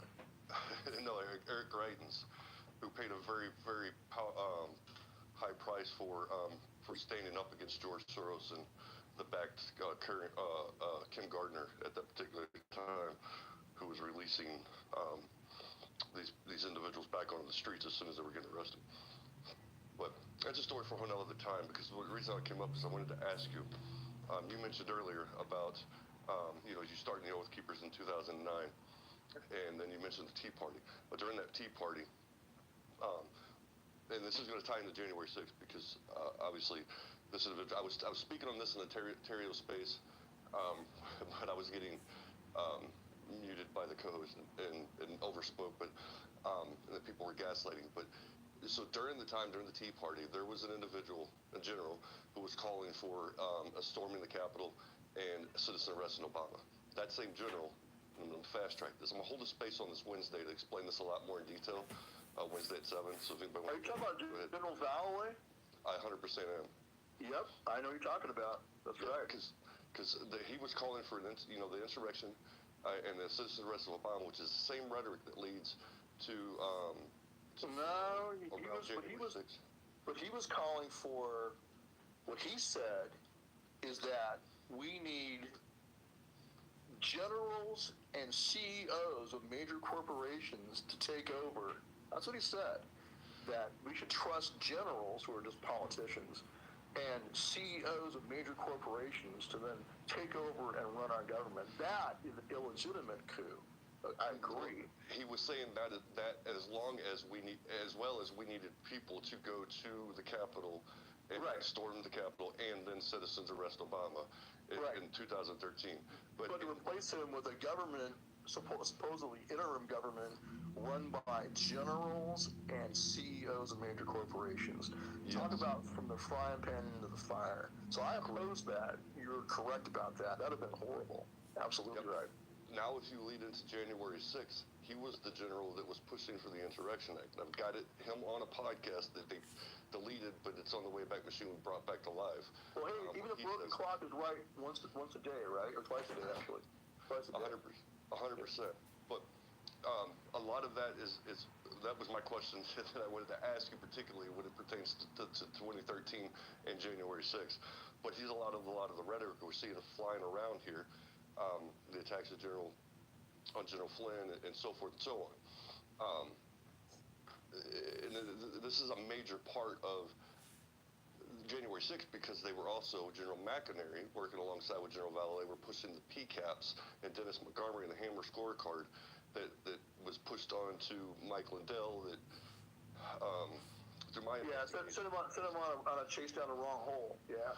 Absolutely, which where we should have been looking at Seth Kessel and Jovan's information, and then the voter rolls, dead voters, the stolen security cards or social security numbers, and so on. Right. Right. Well, on the election, I just stopped at. They admitted they didn't follow state law. They called it changing the rules, but they just directly violated state election laws. And then I looked at that and go, okay, who did that? Wasn't the state legislature did it? They didn't come into a special session. They could have. They could have come in by Zoom in a special session to amend their election laws to allow whatever. They could have done that. At least it would have been constitutional and lawful. But they didn't. So I don't need to see all the proof of the so-called fraud. I only need to see that they didn't follow state election law. And so when you violate the state election laws designed to prevent fraud and designed to make it easier to see fraud, I don't need to go still try to prove the fraud. I just have to show that you violate state election law, and then that triggers a violation of Article 2. It makes it illegal and unconstitutional. Done. Mic drop. I don't need to see anything else. That was my position, and that was John Eastman's position, and he was right. Yeah, 100%. But that rhetoric and propaganda that was being pushed at that particular time is what kept people from. It essentially is what gave them the media and Congress the ammo to deem anybody speaking against the election as illegal or domestic or terrorist or extremist. Hey, I got to wrap this up pretty quick here. My friend has got to end this tonight. So like 5 more minutes, and we got to end, guys. I'm sorry. I'm never come back on. But no, I understand your point, and I agree up to this point that when you're dealing with a fight to the death against the deep state, and you have an election that in your face has been stolen, and a Chicom puppet's being installed, and you're scrambling to find some way to stop that from happening, to defeat it, you use what you have in front of you, and that the constitutional power the president had is to call it the militia, A, B, declassify. He can still do that now. That's the most peaceful way to do it, is to declassify and expose the bad guys. Once you've exposed them, that's when you use your power and authority under the Insurrection Act, and I would believe you should have called it the militia. The militia, we the people, are a much safer, even as chaotic as it would have been in a mass immediate call-up, it's still much safer than trusting a bunch of generals. I agree. It would have been terrible to put our future in the hands. There's nowhere in our Constitution that says generals get to run our country. The president is the commander-in-chief. That's it. Everybody else is under his command. But President Trump, while he was still in office, could have invoked the Insurrection Act, could have called us up as a militia. That's why we had our rifles in our friggin' hotels in Virginia. We didn't bring them into D.C., by the way. That's why it was ridiculous to call that an insurrection. It was the most incompetent insurrection in world history. If it was actually an insurrection, it wasn't. We were there to do security, but we had a fallback. In case the president did what I was calling him to do, we were ready to go. And I'm sure other veterans were also ready to go across the country. No doubt about it. That would have been the safest way to take down the deep state. Constitutional exposure through declassification to show us all the pedophiles in office, all the corrupt Chicom puppets, everything.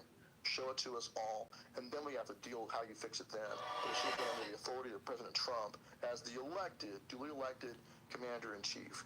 That's a safe place to put it. Not General Valley and his CEO buddies. I never, ever trusted that for good reason. So your point's well taken, but just in the context of the emergency we were having in November and December of 2020, what would you have us do? What would you have President Trump do? What's your alternative? Well, I mean, I think if we wouldn't have had a PSYOP running on the back end, we would have had the people that were stood up, like you mentioned before, and Ontario had mentioned prior to January 6th, to stand up and make the call for, those elections to be looked into and so on.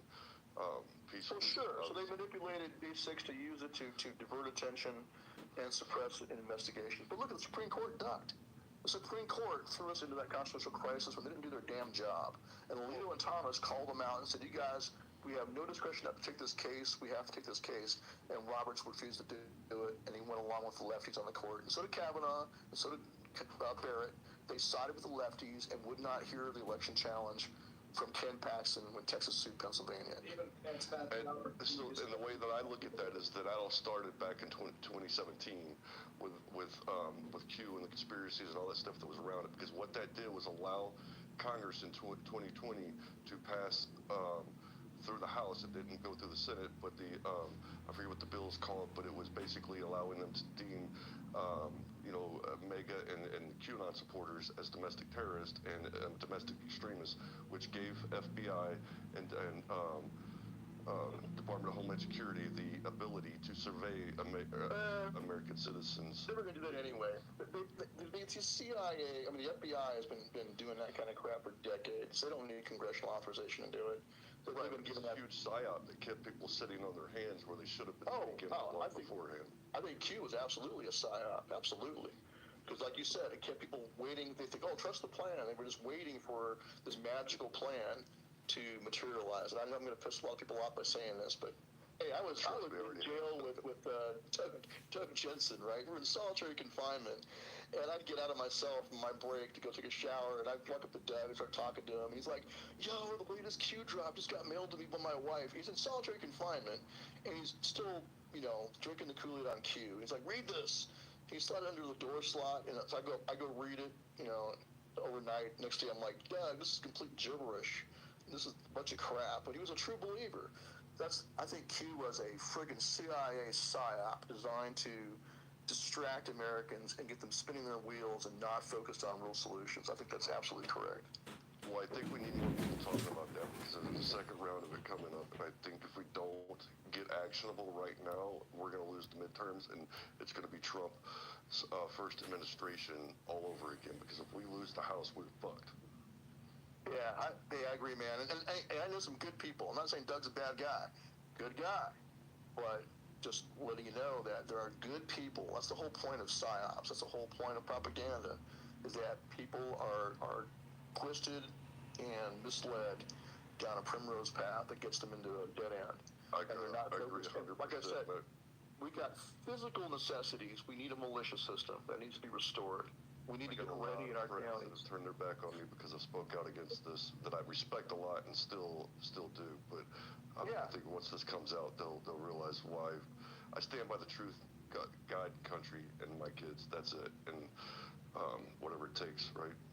Yeah, amen, man. I mean, that's the thing is, it can be difficult. Like, it can be difficult to know who's real and who's not real. It can be difficult because we've seen so many, posers and grifters, and even in our own movement, right? Even inside the liberty movement, you got grifters. You do.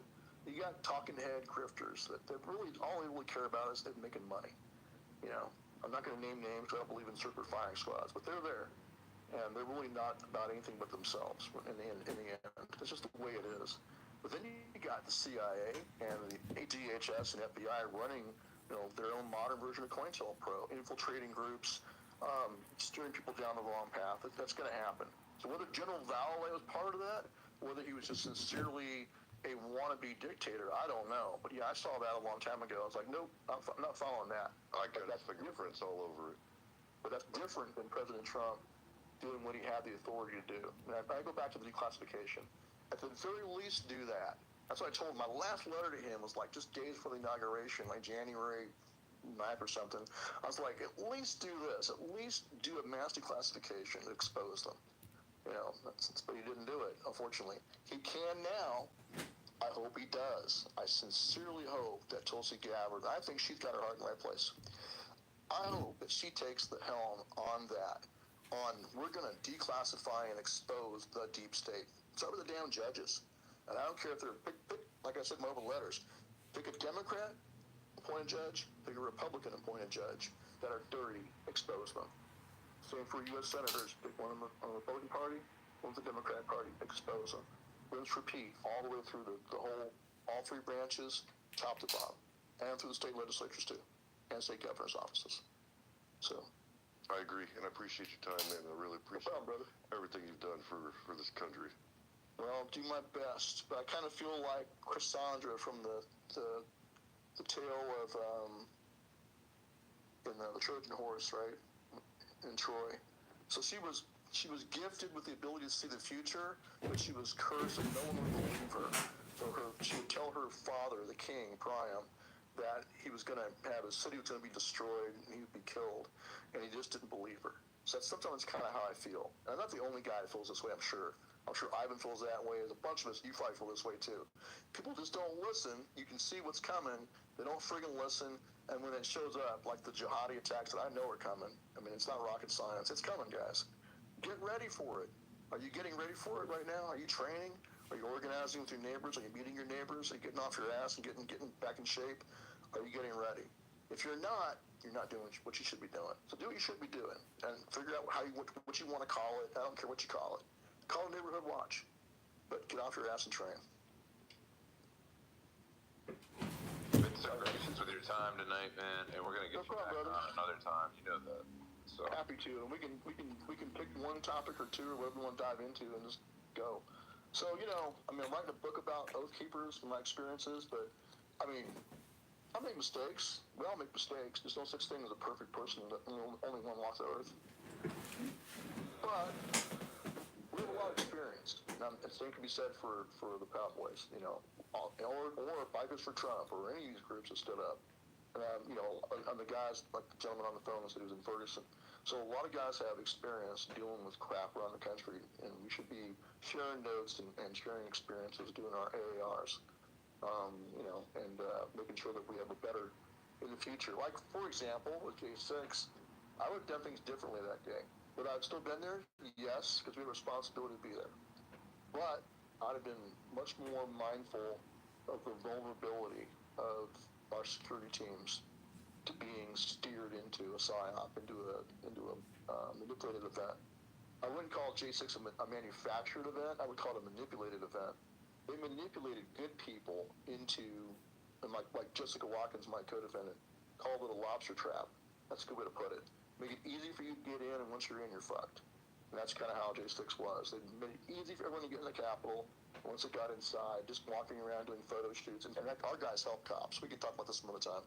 But they did, they actually helped police inside. All that, though, was hidden from the jury, hidden from the public. And they were demonized because they just walked in the doors. So that made it easy for our enemies to demonize us. That was the mistake of any Oath Keeper going in the Capitol or any Proud Boy, because we were already being targeted, and going inside made it easy for them, or easier for them to hit us with false charges of conspiracy. Last June, So that's only one thing I regret, is I would have profoundly tighter moved to control join on the veterans security of teams and D-Day being more careful and at the mindful new of National Memorial manipulation. So we got overlooking manipulated Gold that way. Beach. As they return, I wanted to hit on the deep their state a lot comrades tonight because in talking to never you came. before this, you said that it's never really been hit on when you've been a guest, And so I just felt like it was something that was missed, because I think you got great takes on it, and I think you know the history of it. And so I didn't want to leave that out tonight. Oh, no, that was great. Yeah. That was cool, man. Yeah, I think, in closing, though, I think the FBI and the CIA should be scattered at the four winds. Same thing that JFK threatened to do. That's why they killed him. That's what should be done. The CIA, from its very inception, has been nothing but a shadow government that runs its own foreign policy and its own domestic policy. It's been corrupt. And the FBI, J. Edgar Hoover was in office for life because, even though he's a notorious crossdresser, everyone knew he was a crossdresser and gay, he was in power for life because he had the dirt on all the politicians. They all knew that if anyone crossed him, he would expose them. That's exactly the same kind of blackmail. And that was back in the days of file cabinets, right? Now imagine what it's like with NSA total surveillance with modern electronics. So that same system's in place. That's what needs to be torn down. Yeah, and to expand on that, we talked about the DIA becoming part of the military. That would be our intelligence apparatus, right? That's how you would do it. DNI? DIA, the Defense Intelligence Agency, becoming part of the military. Was that the take on it, or were you? Well, I think your military intelligence is more trustworthy. I would trust a Naval or Marine Corps or Army intelligence officer or Air Force more than I would trust anyone that works for the friggin' CIA. All the CIA, everyone out of that office, they can all go park, like they did to the guy in the office, right, in the basement with a stapler. Put him someplace else in front of an empty friggin' desk in a cubicle with no computer, and say, sit here and twiddle your thumbs, while we go and sort through all this crap that you've been collecting on people all these years, all the dirt, and then declassify it. Put your military intelligence in charge of doing that. And I don't really care which one you use or what vehicle. I think that Tulsi Gabbard can figure that out. I trust her to do that. Awesome time, man. We'll do it again. I can tell you that. And this is extremely informative, man. Can I just ask a quick question about the Federal Reserve and Congress essentially working together to create 40 trillion and this big beautiful bill creating 20 trillion new debt in 10 years? I mean, isn't that a major problem, the Federal Reserve and Congress creating all this debt? Oh, absolutely. And the Federal Reserve's been a problem from the very beginning, like Ron Paul said a long time ago. It's just taxation. It's a secret. It's a form of the world of seafood. What do you call it? He called it a tax. It's a hidden tax. They kicked me. It's just taxation. It's a secret. It's a form of what do you call it? He called it a tax. It's a hidden tax. Inflation is a hidden tax. So when they create money out of nothing, They give it to their buddies first. They get full value on the dollar that they just created out of thin air. And then by the time it gets to you, it's devalued. And now they just created out of digits. It's just digital. I think what we should do is declare a jubilee. None of that national debt any of us signed on to or agreed with. It was all done illegitimately. So I don't think we owe China jack shit, or anybody else for that matter. Just declare a jubilee like you used to do in the Bible, wipe out all the debts and start over again. That's what I would say. So all those trillions of dollars of debt, we don't owe any of that. And we need to end the Federal Reserve, not just audit it, end it. Because all it is a private cartel of bankers. And they just create money out of nothing. And with that comes massive power. And the Chinese do the same thing, by the way. They can also, the Chinese Communist Party can just print up as many, what do they call it, the yuan? They can print those up all day long. They go transfer it into U.S. dollars, and then they come buy farmland and businesses in the United States. It doesn't cost them a dime to do that. They just print money out of thin air. So why are we letting that happen?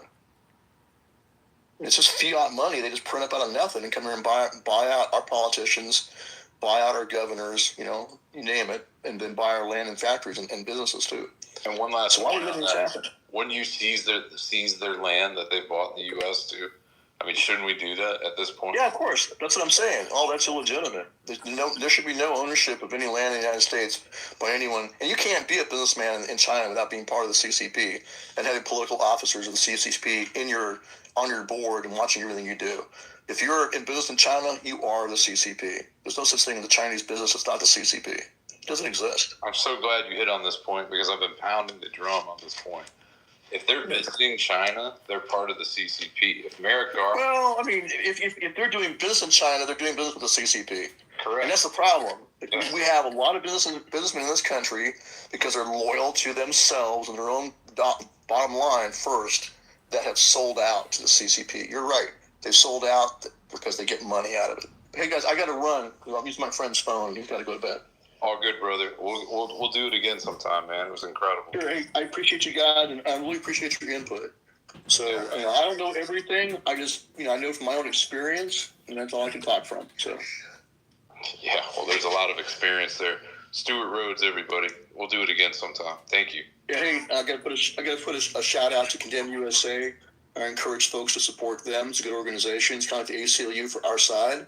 And donations have dropped off. People think that everything's fine now. It's not. We got Tina Peters. We got other political prisoners out there that still need help.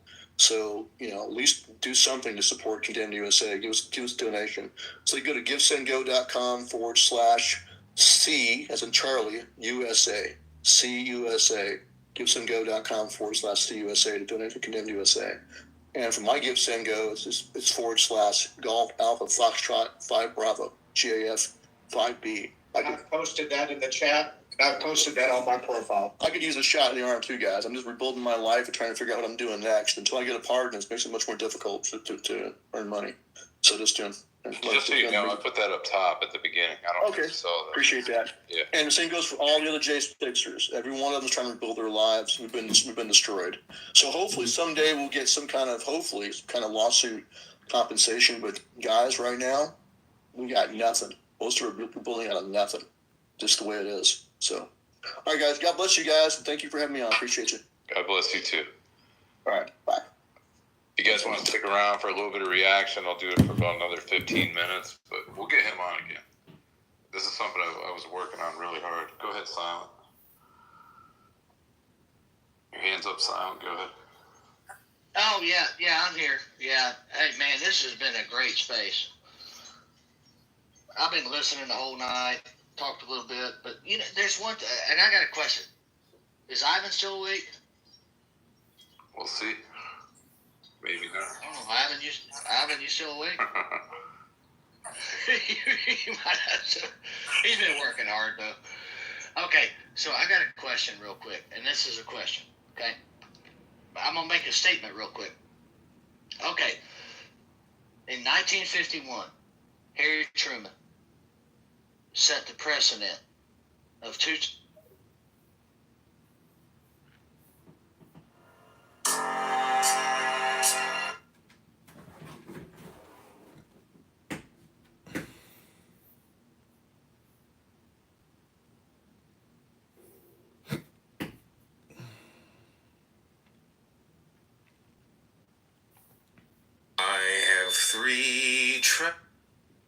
I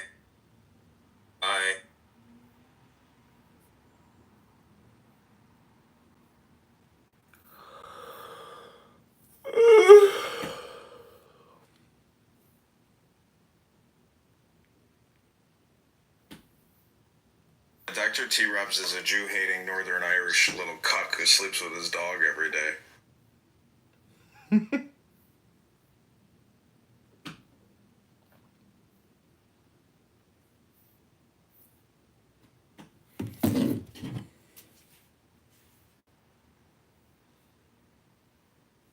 Jack shit, or anybody else for that matter. Just clear Jubilee like you used to do in the Bible.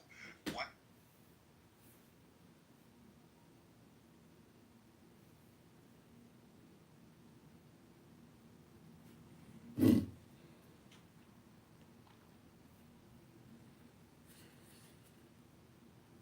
Jack shit, or anybody else for that matter.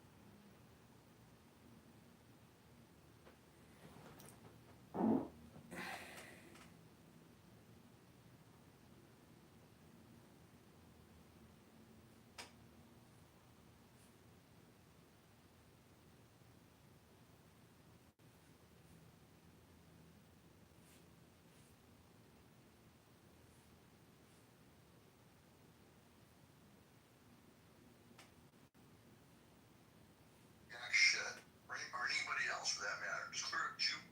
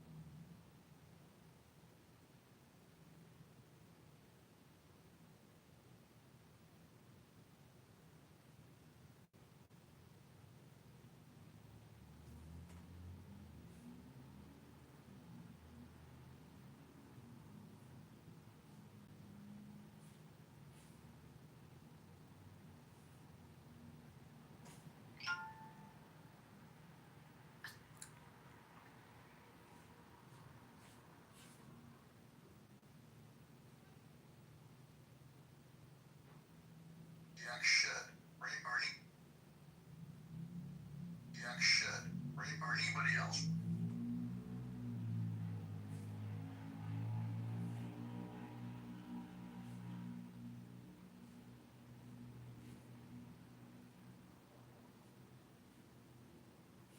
Jack shit, or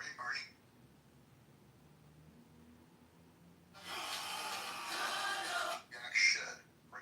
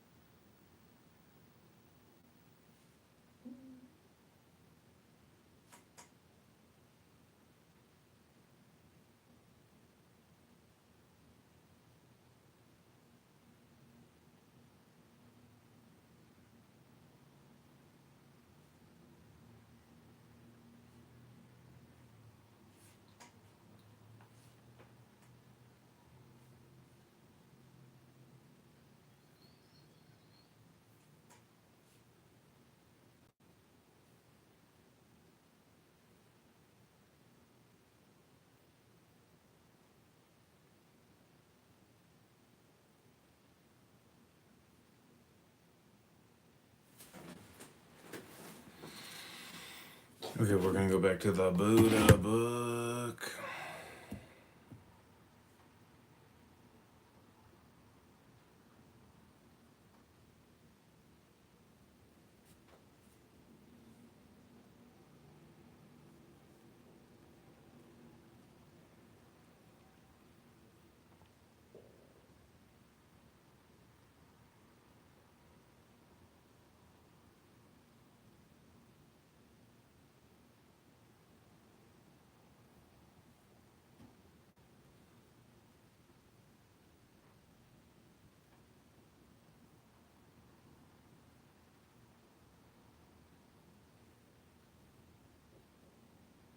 Arlington Nissan has something for you. We have selection. Arlington Nissan has something for you because we never have a Dream. Kinsmen, friends, and lovers, salute a man who has been long away and returns safe from afar. In like manner, his good works receive him who has done good and has gone from this world to the other, as kinsmen receive a friend on his return.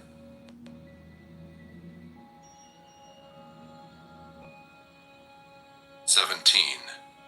Anger. Let a man leave anger.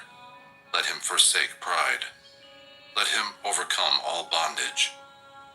No sufferings befall the man who is not attached to name and form, and who calls nothing his own. He who holds back rising anger like a rolling chariot, him I call a real driver. Other people are but holding the reins. Let a man overcome anger by love. Let him overcome evil by good. Let him overcome the greedy by liberality, the liar by truth. Speak the truth. Do not yield to anger. Give, if thou art asked for little. By these 3 steps thou wilt go near the gods. The sages who injure nobody, and who always control their body, they will go to the unchangeable place, nirvana, where, if they have gone, they will suffer no more.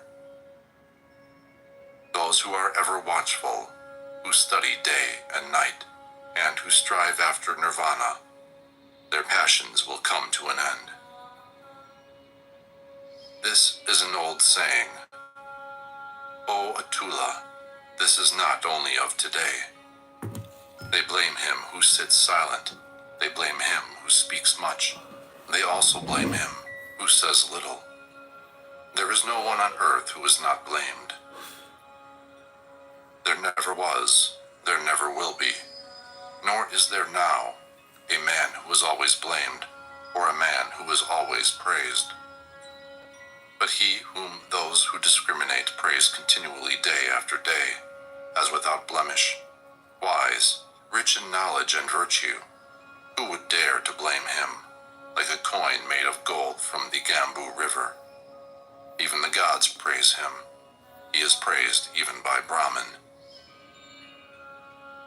Beware of bodily anger, and control thy body. Leave the sins of the body, and with thy body practice virtue. Beware of the anger of the tongue, and control thy tongue. Leave the sins of the tongue, and practice virtue with thy tongue. Beware of the anger of the mind, and control thy mind. Leave the sins of the mind, and practice virtue with thy mind. The wise who control their body, who control their tongue, the wise who control their mind, are indeed well controlled.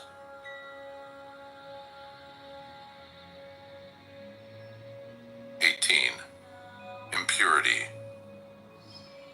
Thou art now like a sear leaf. The messengers of death, Yama, have come near to thee.